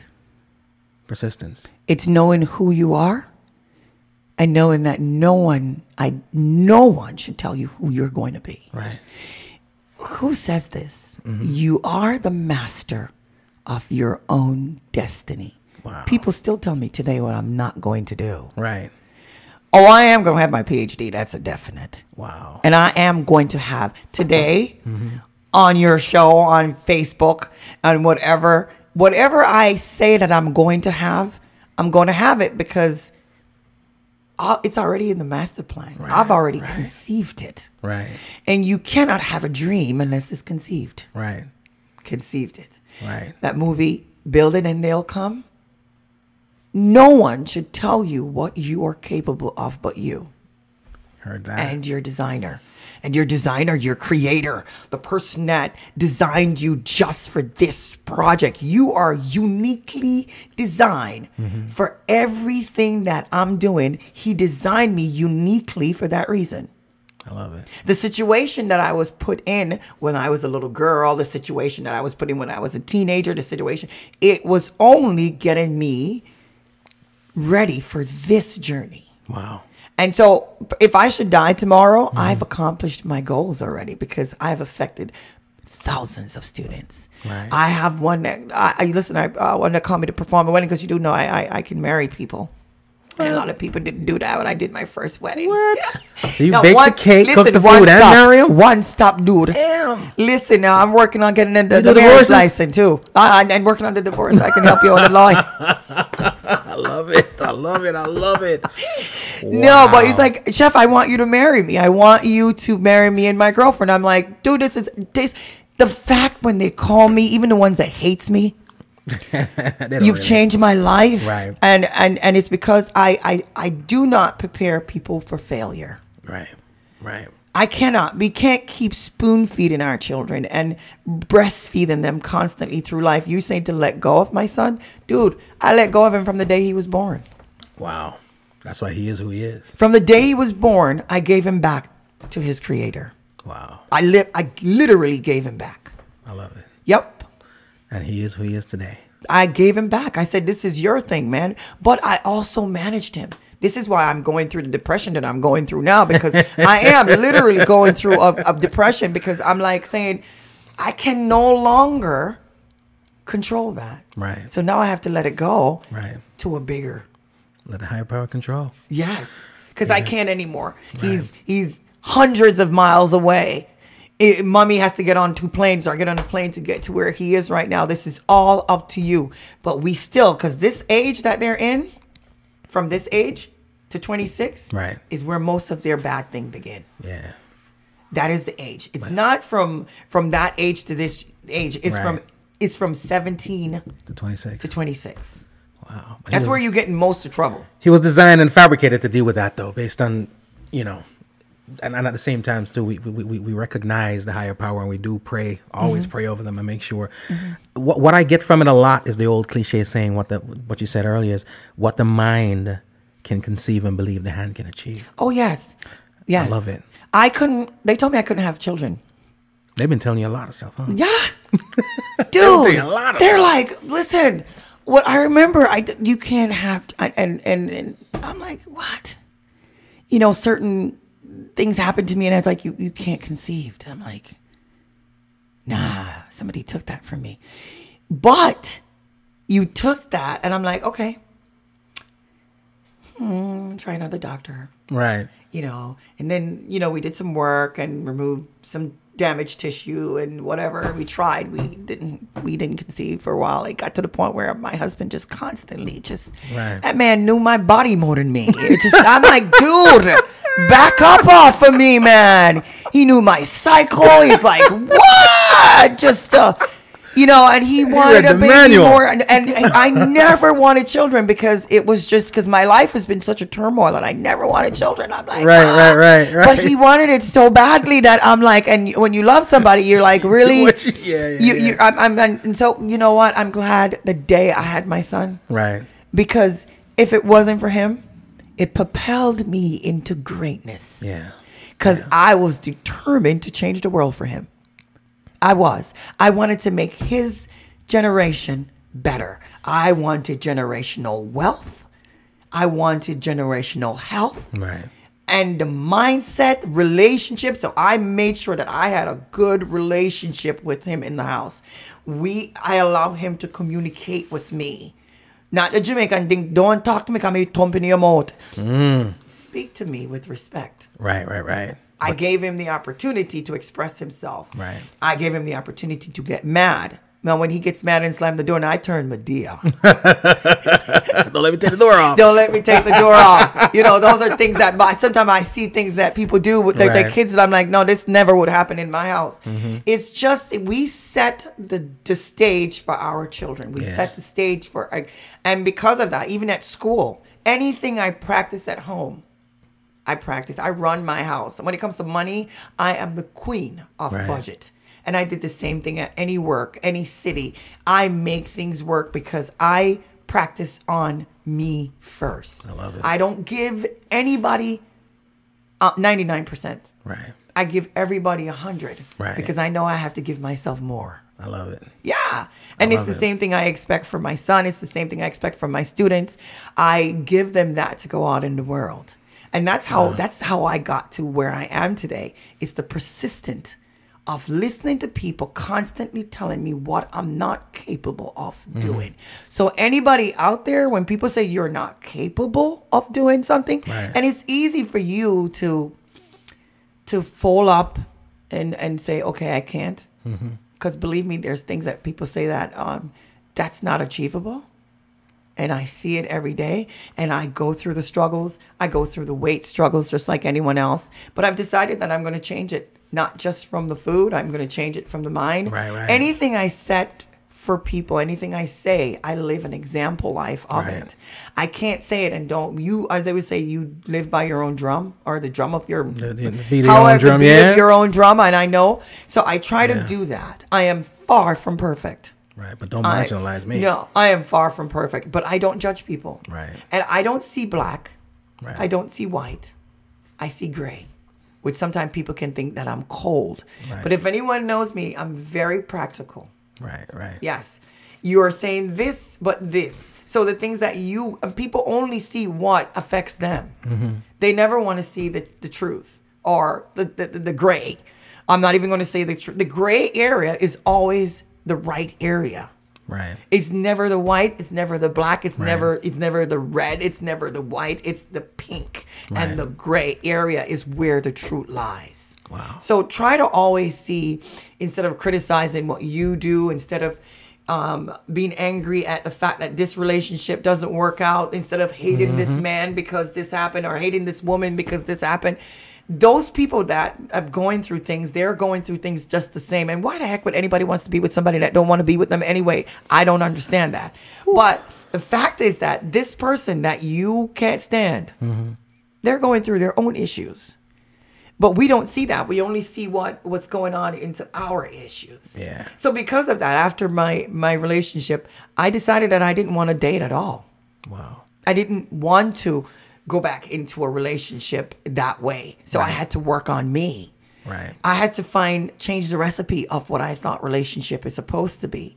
So now that my son is on his own journey, one thing I never wanted to do was bring anybody in his life that he has to adjust himself to. Right. So I made that sacrifice for the Right. past 5 years to say, this is what I'm going to focus on, is raising my son, finish my education, and doing me. And Right. it's not that I can't find dates or go on. I can Right. go on one every day. Everybody has a call and a phone, and you can do what you want to do today in this country. It's not, you don't have to find, especially here in Florida, you don't have to knock hard to find somebody to have relationship. You don't need to get up out of her DMs, all right? You understand? So you understand, that's it. So it's not easy. It's like you want to find this meaningful thing now that, so, people are always asking me, you're going to get married again? And you're going to, yeah, I am going to, but I'm not going to settle. Right. Now, I've done too much work on myself to settle. Right. And I've learned to live on bread and water. Right. Right. You trained yourself. I trained myself I love it. to live on bread and water because I will not settle. I love it. I will not.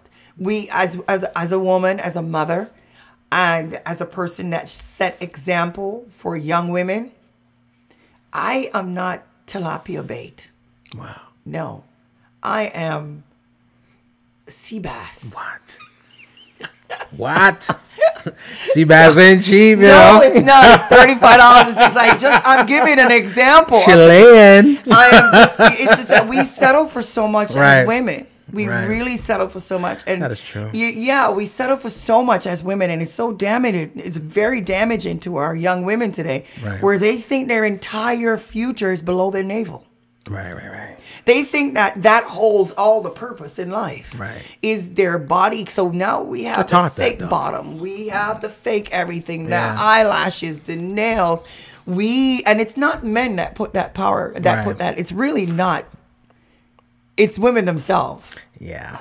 That does Mothers that. teach that. That mothers teach yeah. their daughter. I see it on Facebook the other day. This little girl, no more than 4. She was dancing on a chair and they were throwing money at her. Did you see that? No, but I'm thought glad I shared it, didn't. and I'm I thought like, it- yeah. What the heck is she trying to teach her daughter? And it was just, and she's shaking her booty and on the pole. 4 years and, old. Yeah, stuff like that you should be arrested for, ladies and gentlemen. Yes. Yeah. You should be arrested for stuff like that. And let me. I got a daughter. She's 18 years old. She's about to go off to college right now. I would be living. I don't know what I'd do. But you know what? Again, there's a lot of information, a lot of knowledge. We should be out of here already. But I'm learning so much. So, ladies and gentlemen, it's almost that time. Keep it moving. Keep it grooving. It is homegrown. no more. Burn it to the burn. Say no more. No more. It's crazy. Ain't gotta say no more. No more. We love life though. No more. No more. I ain't got to say no more. Streets, it ain't the same no more. Kids can't play no more, and the babies got to stay indoors. I ain't got to say no more. Place, it ain't the same no more. Kids can't play no more. I wish the days were like before, cause everywhere you look and turn now, it's murder. Another house just burned down. Why? When dark clouds rain down like bullets spraying rounds, everybody gotta stay down. I ain't got to say no more. Streets, it ain't the same no more. Kids can't play no more, and the babies got to stay indoors. I ain't got to say no more. Place, it ain't the same no more. Kids can't play no more. Can we take it back to the feel good music, real good times? Yeah, we used to show love all the time, Lordy. Ever then since when we got so wild, yeah, eh. Couldn't now everybody them pop in style, Lordy. I ain't got to say no more. Streets, it ain't the same no more. Kids can't play no more, and the babies got to stay indoors. I ain't got to say no more. Place, it ain't the same no more. Kids can't play no more. I wish the days were like before. Before, days were like before. Before, days were like before. Before, before, before, Lord. I ain't got to say no more. Streets, it ain't the same no more. Kids can't play no more, and the babies got to stay indoors. I ain't got to say no more. Place, it ain't the same no more. Kids can't play no more. I ain't got to say no more. Streets, it ain't the same no more. Kids can't play no more, and the babies got to stay indoors. Ladies and gentlemen, that one is Jayut the Furnace Burner with a song called No More. One of the most talented artists in the South Florida area, all right? And make sure you go check that out, Jayut the Furnace Burner. Phil Watkins got a brand new album out too. Nadia says, that is so true. Tony Rattigan, love the vibes. Chef, please don't thump in anymore. Singer Jacka Brandy says that Chef has the heart of a teacher and an advocate. Does she have a book in the process? We'll give you some information on that later, all right? Chef Jones has a bunch of stuff in the process. So I need money. She needs to get her sponsorship on. Yeah. You know, but there's a whole bunch of stuff, and you know what? I love those questions because they kind of segue into part two, so we got to get her back in the studio. In the essence of time, I'm going to ask you this. Mm-hmm. You go through your daily routine, make sure we're good here, and you have I realize you have no idea. Yes, you do know that you touch lives, but you kind of have no idea how much and whoever you're inspiring. I just started to realize that. Yeah. That people truly look for grounded leaders. Yeah. We are not all born to be leaders, but I realize that I have the characteristic of several different leaders. Right. And you have all different type of leaders, but to see that God has blessed me with different type of leadership, it's and to see the outpour of people because they appreciate the authenticness about who I am. Right. And it just makes me work harder to stay that way. Even as a black woman, and I'm going to say it again, right. Even as a black woman, right, which is what I am, right. The texture of my hair it represents the strength from within. Right. The shape of my body is to carry babies that are 22 and a half inches tall. We create, ever since slavery days, our men are big, strong men that were made. I'm a black woman. Right. And there's absolutely nothing about me that I do not like. I love it. Wow. Because everything that God made me, everywhere He made me, which whether it's the color of my skin, which represent the struggle of inside. Right. And I love my hair. I love my booty. Right. I love everything about me because we were built. Black women, you were built and designed for exactly what we produce. I love it. Greatness. And I don't think we know that. And when we know that as a culture, and the one thing that I must tell, we talk prejudice, we talk everything that people don't like, it's racism. Right. The gray is racism. Everything that white people say about black people is racism. Everything that black people say about white people is racism. Not everything is racism. Some of it is just the plain truth. Yeah. Yeah. So we cry racism for everything. It is never going to change the way that cultures look at us. Do you know that white people love authentic black people? They respect you more when you know who you are. Right. Show up who you are. Show up who you are. And I see women, it breaks my heart when I see their skin colors and it's funny because I used to use cream to get rid of burns when I get them. Mm-hmm. And when to see the damage of their scalp from the glue that we use in our hair. And there's nothing wrong with changing your looks, but it's what all of this does. It damaged the true who we are. Right. The true who we are. Because a lot of us now, we don't have any hair. Because the glue and the wig, it kills the follicles in our head. Right. We don't have any. Our skin colors, we have different things going on. We just love yourself just the way you are. Definitely. I am a chocolate woman with curves that it is just beautiful to be in my presence. Get out of our DMs, y'all. You know, that is what I'm saying. Love yourself for who you are.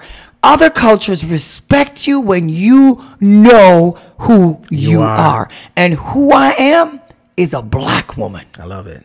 Not mixed with a little Indian, even though my grandmother is Indian. Not mixed, my grandfather is Irish. But I'm a black woman. Chocolate. I'm not black and brown or light and brown. I'm a black woman. Because when I make coffee, no matter how much cream I pour in that coffee, still black. It is. Yeah. Own who you are.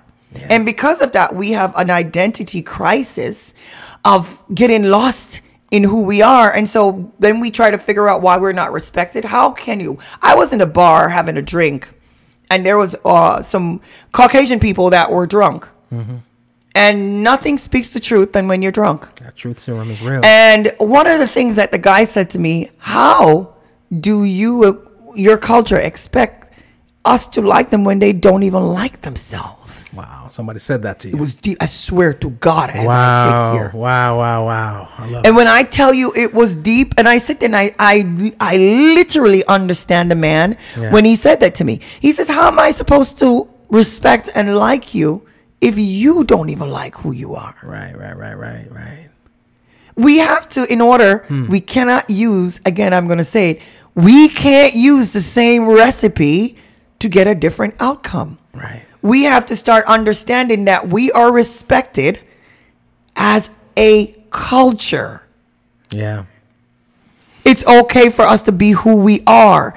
People of different cultures love who we are just as we are, the real ones. Right. And we're not saying that prejudice is not out there, because I face it daily, constantly. And I have 3 things against me. 1, I'm a woman. 2, I'm a black woman. 2, I'm a black woman with learning disability. Right. So it's a constant battle for me constantly when I walk into a room. And that's why I am, as they would say, that's why I'm driven. Right. I'm driven to the fact that, I am this person. Our color made us driven. The situation that we are put in as African people, it makes us strong. It makes us deal with being a queen of England, because we are tough and we can deal with things. We are resilient, but we don't know that yet. We got to teach ourselves. We got to teach ourselves in order to change our community. Black women love who you are. I love it. Yeah. There's so much strength. There's so much wisdom. There's so much hope in those words. And I hope everybody's taking it for what it is. Speaking of the strength, hardships there are, but the land is green and the sun shineth. what if you could, and you're a chocolate woman. We're going to Wakanda right now. They got the best technology. You know what I mean? So we going in a time machine that we can only get from Wakanda. We're taking you back in time. You're going back. What do you say to a 10, to a 9, to an 8-year-old Michelle? What does Chef Jones say to a 10, 9, 8-year-old Michelle? Oh, now? Oh my God, it is so beautiful what I say to them now, and I see them every day. Right. I see them every day. Is that you are beautiful? One of the things that you are so beautiful. Wow. You are absolutely flawless. Wow. It's important for them to know that they are beautiful just as they are. That's the way you are. Just as you are, you're beautiful. I just start wearing makeup because I was told I had to. Seriously. For the camera. But I was told I had to put on makeup. People beat me up about it all the time. But it's like, it is seriously. I don't like shoes. I sometimes have to, if you look at most pictures I'm always wearing, I'm a free spirit person that don't like anything to change. I'm very authentic. I mean, I'm one of the most, I remember a long time, my ex told me that I'm a cave woman. I don't know if that was a compliment or not, but he's like, everything I do, it's natural, and I have to be at my core being of who I am. Your trip. Because I know how to dress up now. I know how to look good. Right. But I don't want to have to get up every morning and look like a perfect doll. Right. A porcelain doll, just because my husband says I'm supposed to. I like looking different. I like having on my glasses. I like taking them off. I like putting my hair up. I like wearing my afro. I like wearing dress that is a little skimpy sometimes. I like putting on the ones that are not. I'm versatile in who I am and whatever the mood strikes me to be in. And I don't want anyone to take that from me, because I don't want to have to live my life pleasing anyone but my creator. I love it. There's so much strength in those words. You have no idea. No, I'm designed only. My creator designed me only to do his will and through his. And he never told me to please anyone else around me. Love it. When it comes to my personal being. Right. You do things that help people.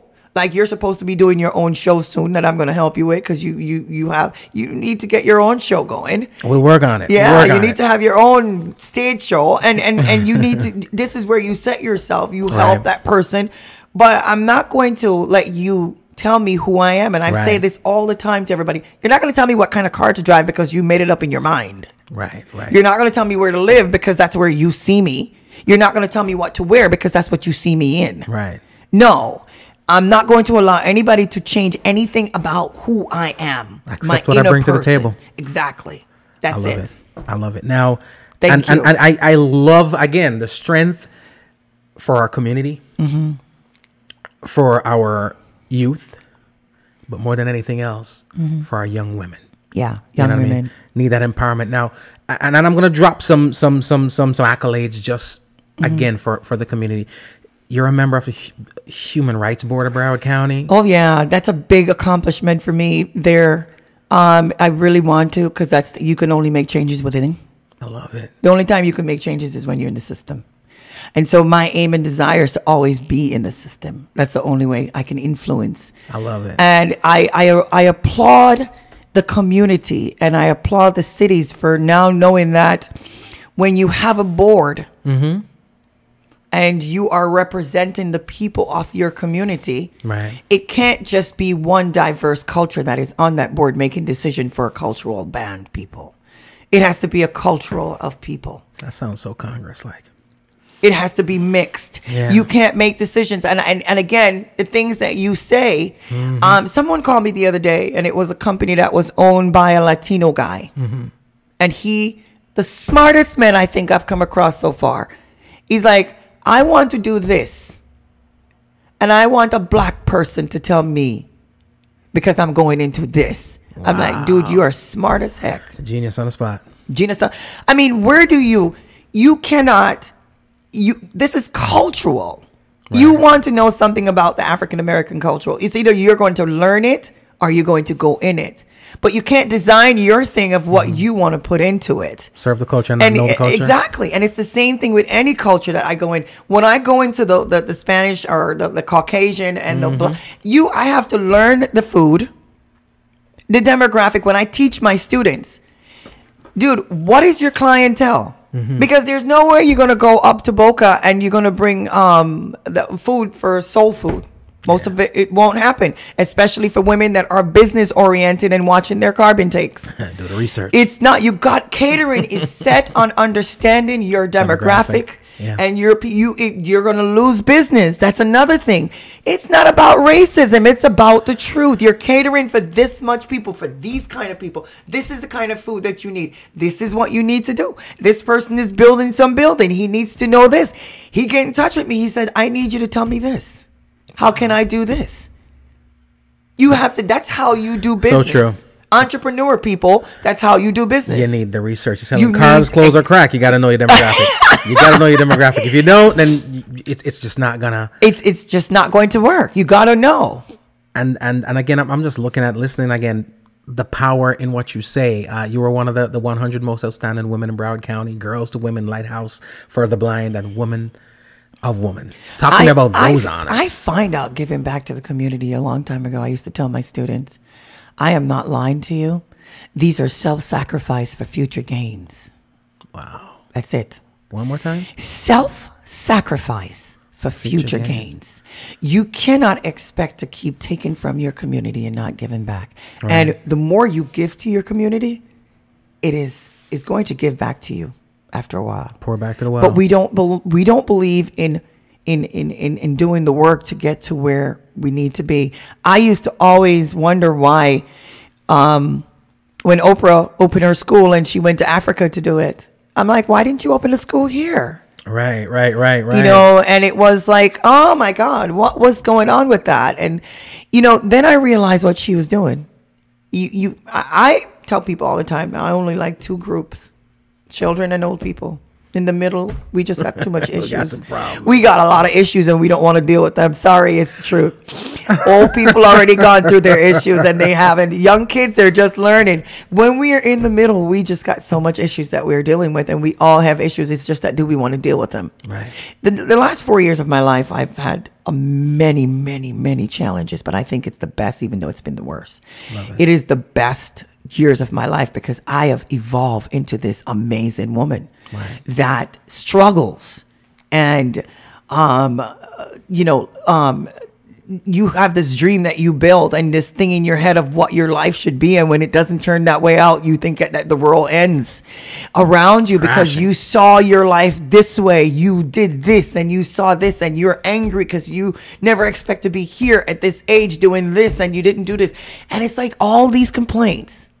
Show me how you're going to fix it. Right. I don't have time for excuse. People give me, my students know, Mr. Johnson, could you not tell me about the crap that I don't want to know? Give me a solution to the problem. I love it. I need a solution to how we are going to move on from this. So because of that, people think I'm mean and they think I'm cold, especially my students. I don't have time for the excuses. If I can go to school and get an education, anyone can. Wow. I love it.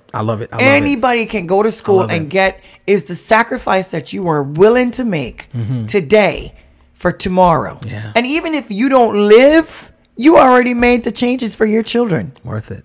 It's like you got to do now. We live on this constant materialized life that we live on. I love to travel. Me too. Dude. When I tell you live on less and travel more, I live on less and travel more. I live on less and travel more. You have to live, and if buying a big house and living in it and working 7 days a week is your float, then float you on. Do your thing. Do your thing. Right. But me, I am a woman that love to get on a plane, and when I travel, I'm 5-star. Right. No, let me take you back. 10. I love it. No, I really do. I am not going to be one of those people that are like, No, I like to travel well. I don't want to go through the double landing, or you come off of one plane for $1 upon the other and go on that. And then you get to the airport and you just, I am diplomat all the way through. Until I get to that hotel, I don't want any no problem when I go on vacation. So I spare no dollars. Right, right. When it comes to me living. And if I can't travel well, I'm not traveling at all. Wait until you can. Wait until I can. That's just me. I always say travel. If you haven't traveled, then you haven't lived. Because the reality of it is, you got to go outside of your comfort zone. You have to. You got to get outside of your boundaries, outside of your reality, and see that there's a world outside of here. It amazed me when I was in the travel industry how many people didn't have a passport. It amazed me. It's amazed me how many people don't know their blood type. It's the same thing. Mine's written down somewhere. But listen, listen. Chef Jones, Yeah. I'm going through all these things because I am inspired. There's a lot of young people that's going to be watching this program, and I know they're going to be inspired. You are an inspiration not only to our community, to the community of color, but like I said, our young people. Mm-hmm. On behalf of the Homegrown listeners, on behalf of myself, I want to thank you so much for passing through, for sharing your time, for sharing your knowledge, for dropping the jewels on us. Drop some social media info and some contact info for the masses who need to reach you. Well, for the cooking classes, they can just contact the City of Tamarack. I don't even have the number, but everybody knows the City of Tamarack, the numbers. And my phone number is everywhere on every social media. It's 754-368-3864. Leave your message. Leave your comments. However I can. Listen, and I'm saying this. I am always willing to help you to get to a next level. When you're willing to help yourself. I'm not going to be doing the work for anyone. Right, Some people will call you. You'll give them the information. Then when you have to call the person, set up the appointment, I even go for them. You know, it's like, really. There's a commercial on TV that does that. You's like, I give you this information. I'm telling you how to find this information. Go and do it. Right. Nobody ever handed me anything. Right. You know what? I was just telling my sister the other day, when I did my final paper, and then I know we have to close. When I did my final paper on psychology, I wanted to study my own people, right? Jamaicans, because I needed to understand my mom, my sisters, and the mental on how they think and do things. Because I wasn't raised there, right?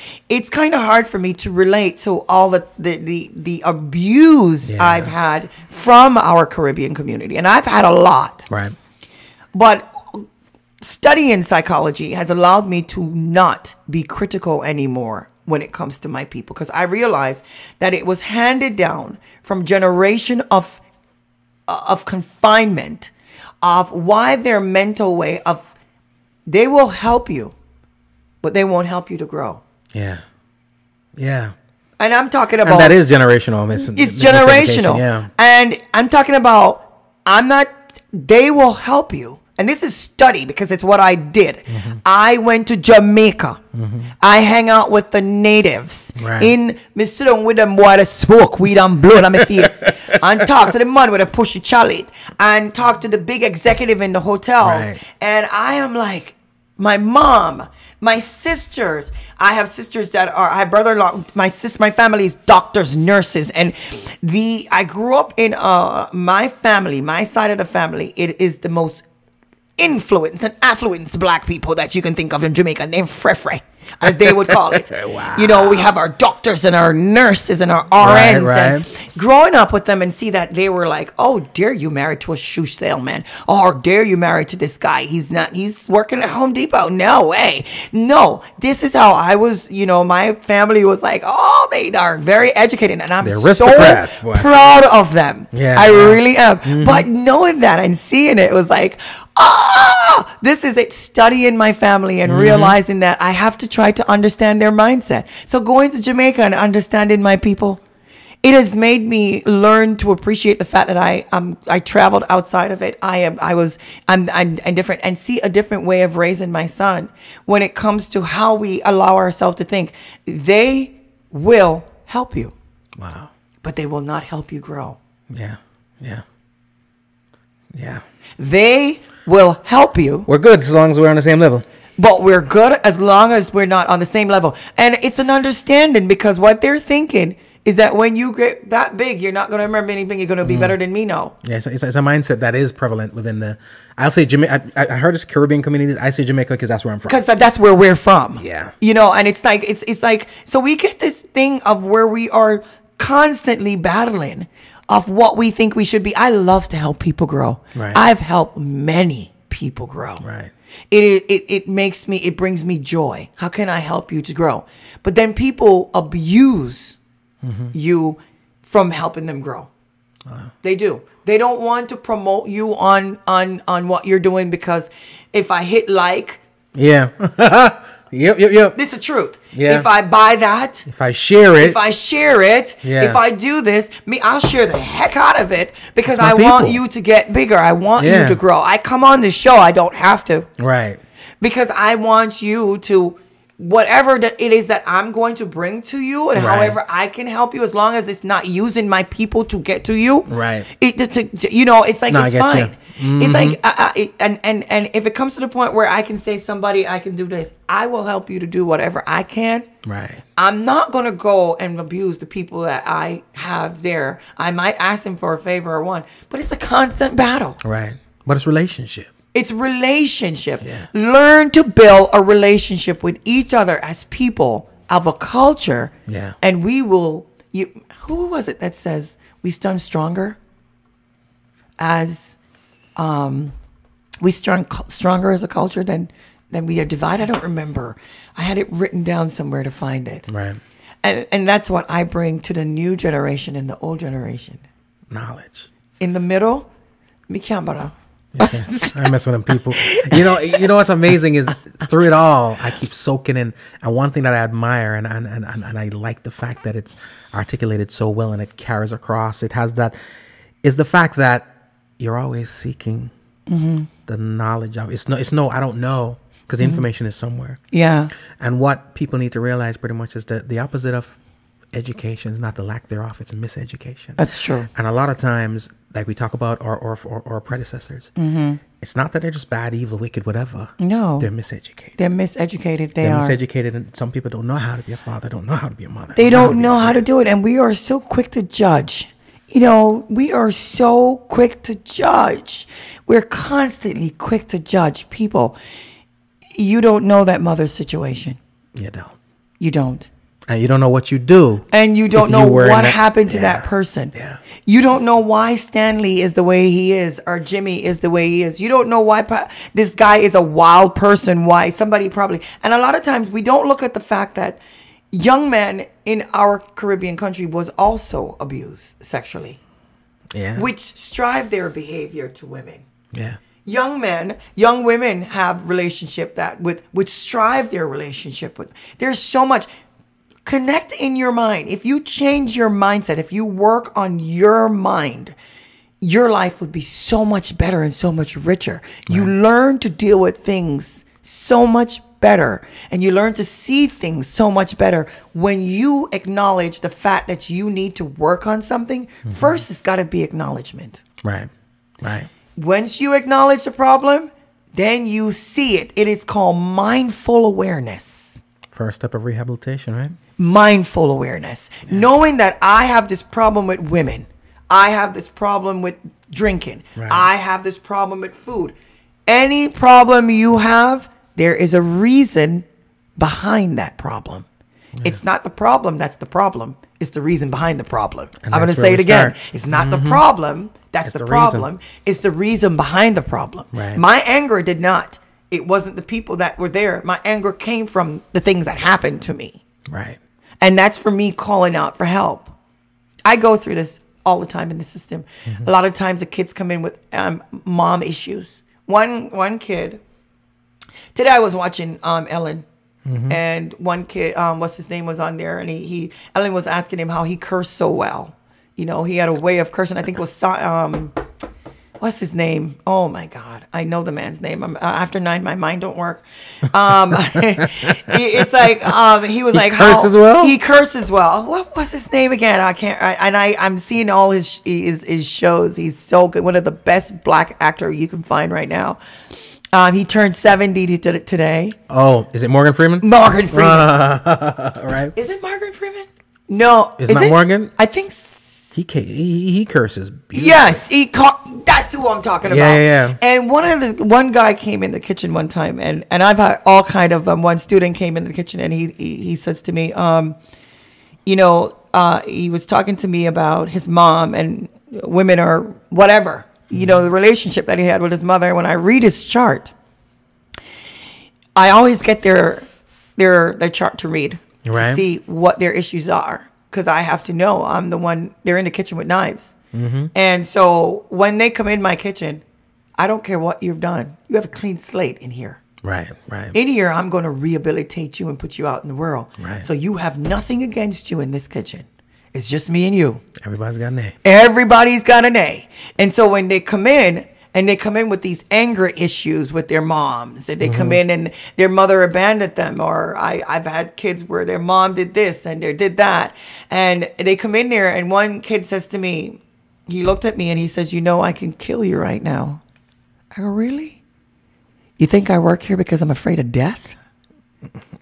Dude, I have an insurance policy for my son. I don't have to worry about him. You really think I'm afraid of you?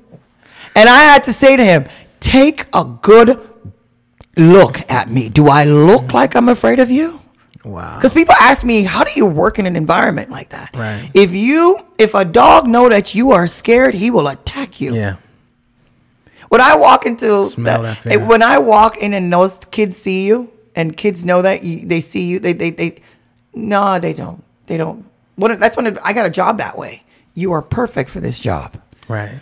Because one person told me I was too good looking to work in those kind of places. Really, I'm not a girl. Right. No. When I worked there, I'm not a girl. I used to tell them, chef, you are all girl. No, I'm not a girl. Don't even put that in your mind. You and Mrs. Jones ain't got nothing going on. You know, and working in a facility with all young men. And they some of them haven't seen a woman in years. They've been incarcerated, and they come there and they're like, damn, chef. I'm like, damn, I'm not a woman. You know, you're not looking at me. You're not seeing me. You are a woman, chef. The things that happen to me, the threats, you know, the ones that threaten me about getting away with this. And then I'm like, really, dude? I am never afraid of not one of my students. The ones that are bipolar, the ones that are schizophrenics, the ones that are... I am just as crazy as you are. Don't play with Chef Jones. She brought the knives in the kitchen. Listen, I got my knives, all different kind. I brought these knives in the kitchen. You think I'm afraid of you? And I'll pick that knife up and I'll go, make sure when you're using it right, because I'm going to get you one of those frying pans. Oh, wow. You cannot show I've been fear. throwing people through these windows since I've I was been a throwing jit. through people. Listen, I'm telling you. So if you think that your anger and you think that I don't know your pain, Mr. Johnson, Mr. James, I know your pain. Love it. I'm not studying your pain. I didn't walk in here because I got a degree from studying your pain. I got a degree and came in here because I know your pain. Right. So I'm going to help you to change your pain. I'm not your mother. I don't look nothing like your mother, except she's probably a black woman. Right. Or some of them that are Caucasian. I don't look nothing like your mother. Your mother's probably from Cuba. I don't look like your mother. Yeah. I'm not your mother. Not my purpose. So we are going to form a different relationship as teacher and student. Love it. Don't open the door with them at all. At all times, they will always call me. Listen, I've gotten called some names. I'm like, but Chef Jones still here. And doing it well. And they just, after a while, they're like, Chef, you're the best thing that ever happened to me. Or, thank you. Right. I get that all the time. And this is why I continue to do what I do. It's not for money. Right. It's never for money. Else I wouldn't even, I won't even tell you that it's not for money. It can't be for money. The wealth is not tangible in this case. No. I love it. Ladies and gentlemen, Thank we're talking you. about Chef Jones. Thank you. I love it. I enjoy being here with you. The pleasure is all mine. Yes, definitely. All to my Facebook fans, thank you for your support, and keep supporting me. I'm not going to get big and forget you. So it's okay to uplift me. Share, like. It's okay to uplift me. I know they love me though. I can see that they love me. I can see how they pour out the love. I honestly can. And I used to ask why I used to say, because I think they just know the fact that I come from a real place. I come from an authentic place, and I'm not trying to prove anything to anybody. Yeah. Because I don't have to be, I'm not doing anything that's different from I would like anyone to do. They love you. Yes. And she loves y'all too. Yes, I do. I love people, and that is my weakness, is because I love people. Well, ladies and gentlemen, we're coming back for part 2. All right. All right. Well, next time I'll come back and visit. I appreciate and it. I love. Listen. I'm enjoying this. I'm really enjoying you. Hello, Melissa, if you're out there. She's my girl. I love her to death. She did my interview, and she's like, "Chef, I have never had so many views on my interview. Thank you."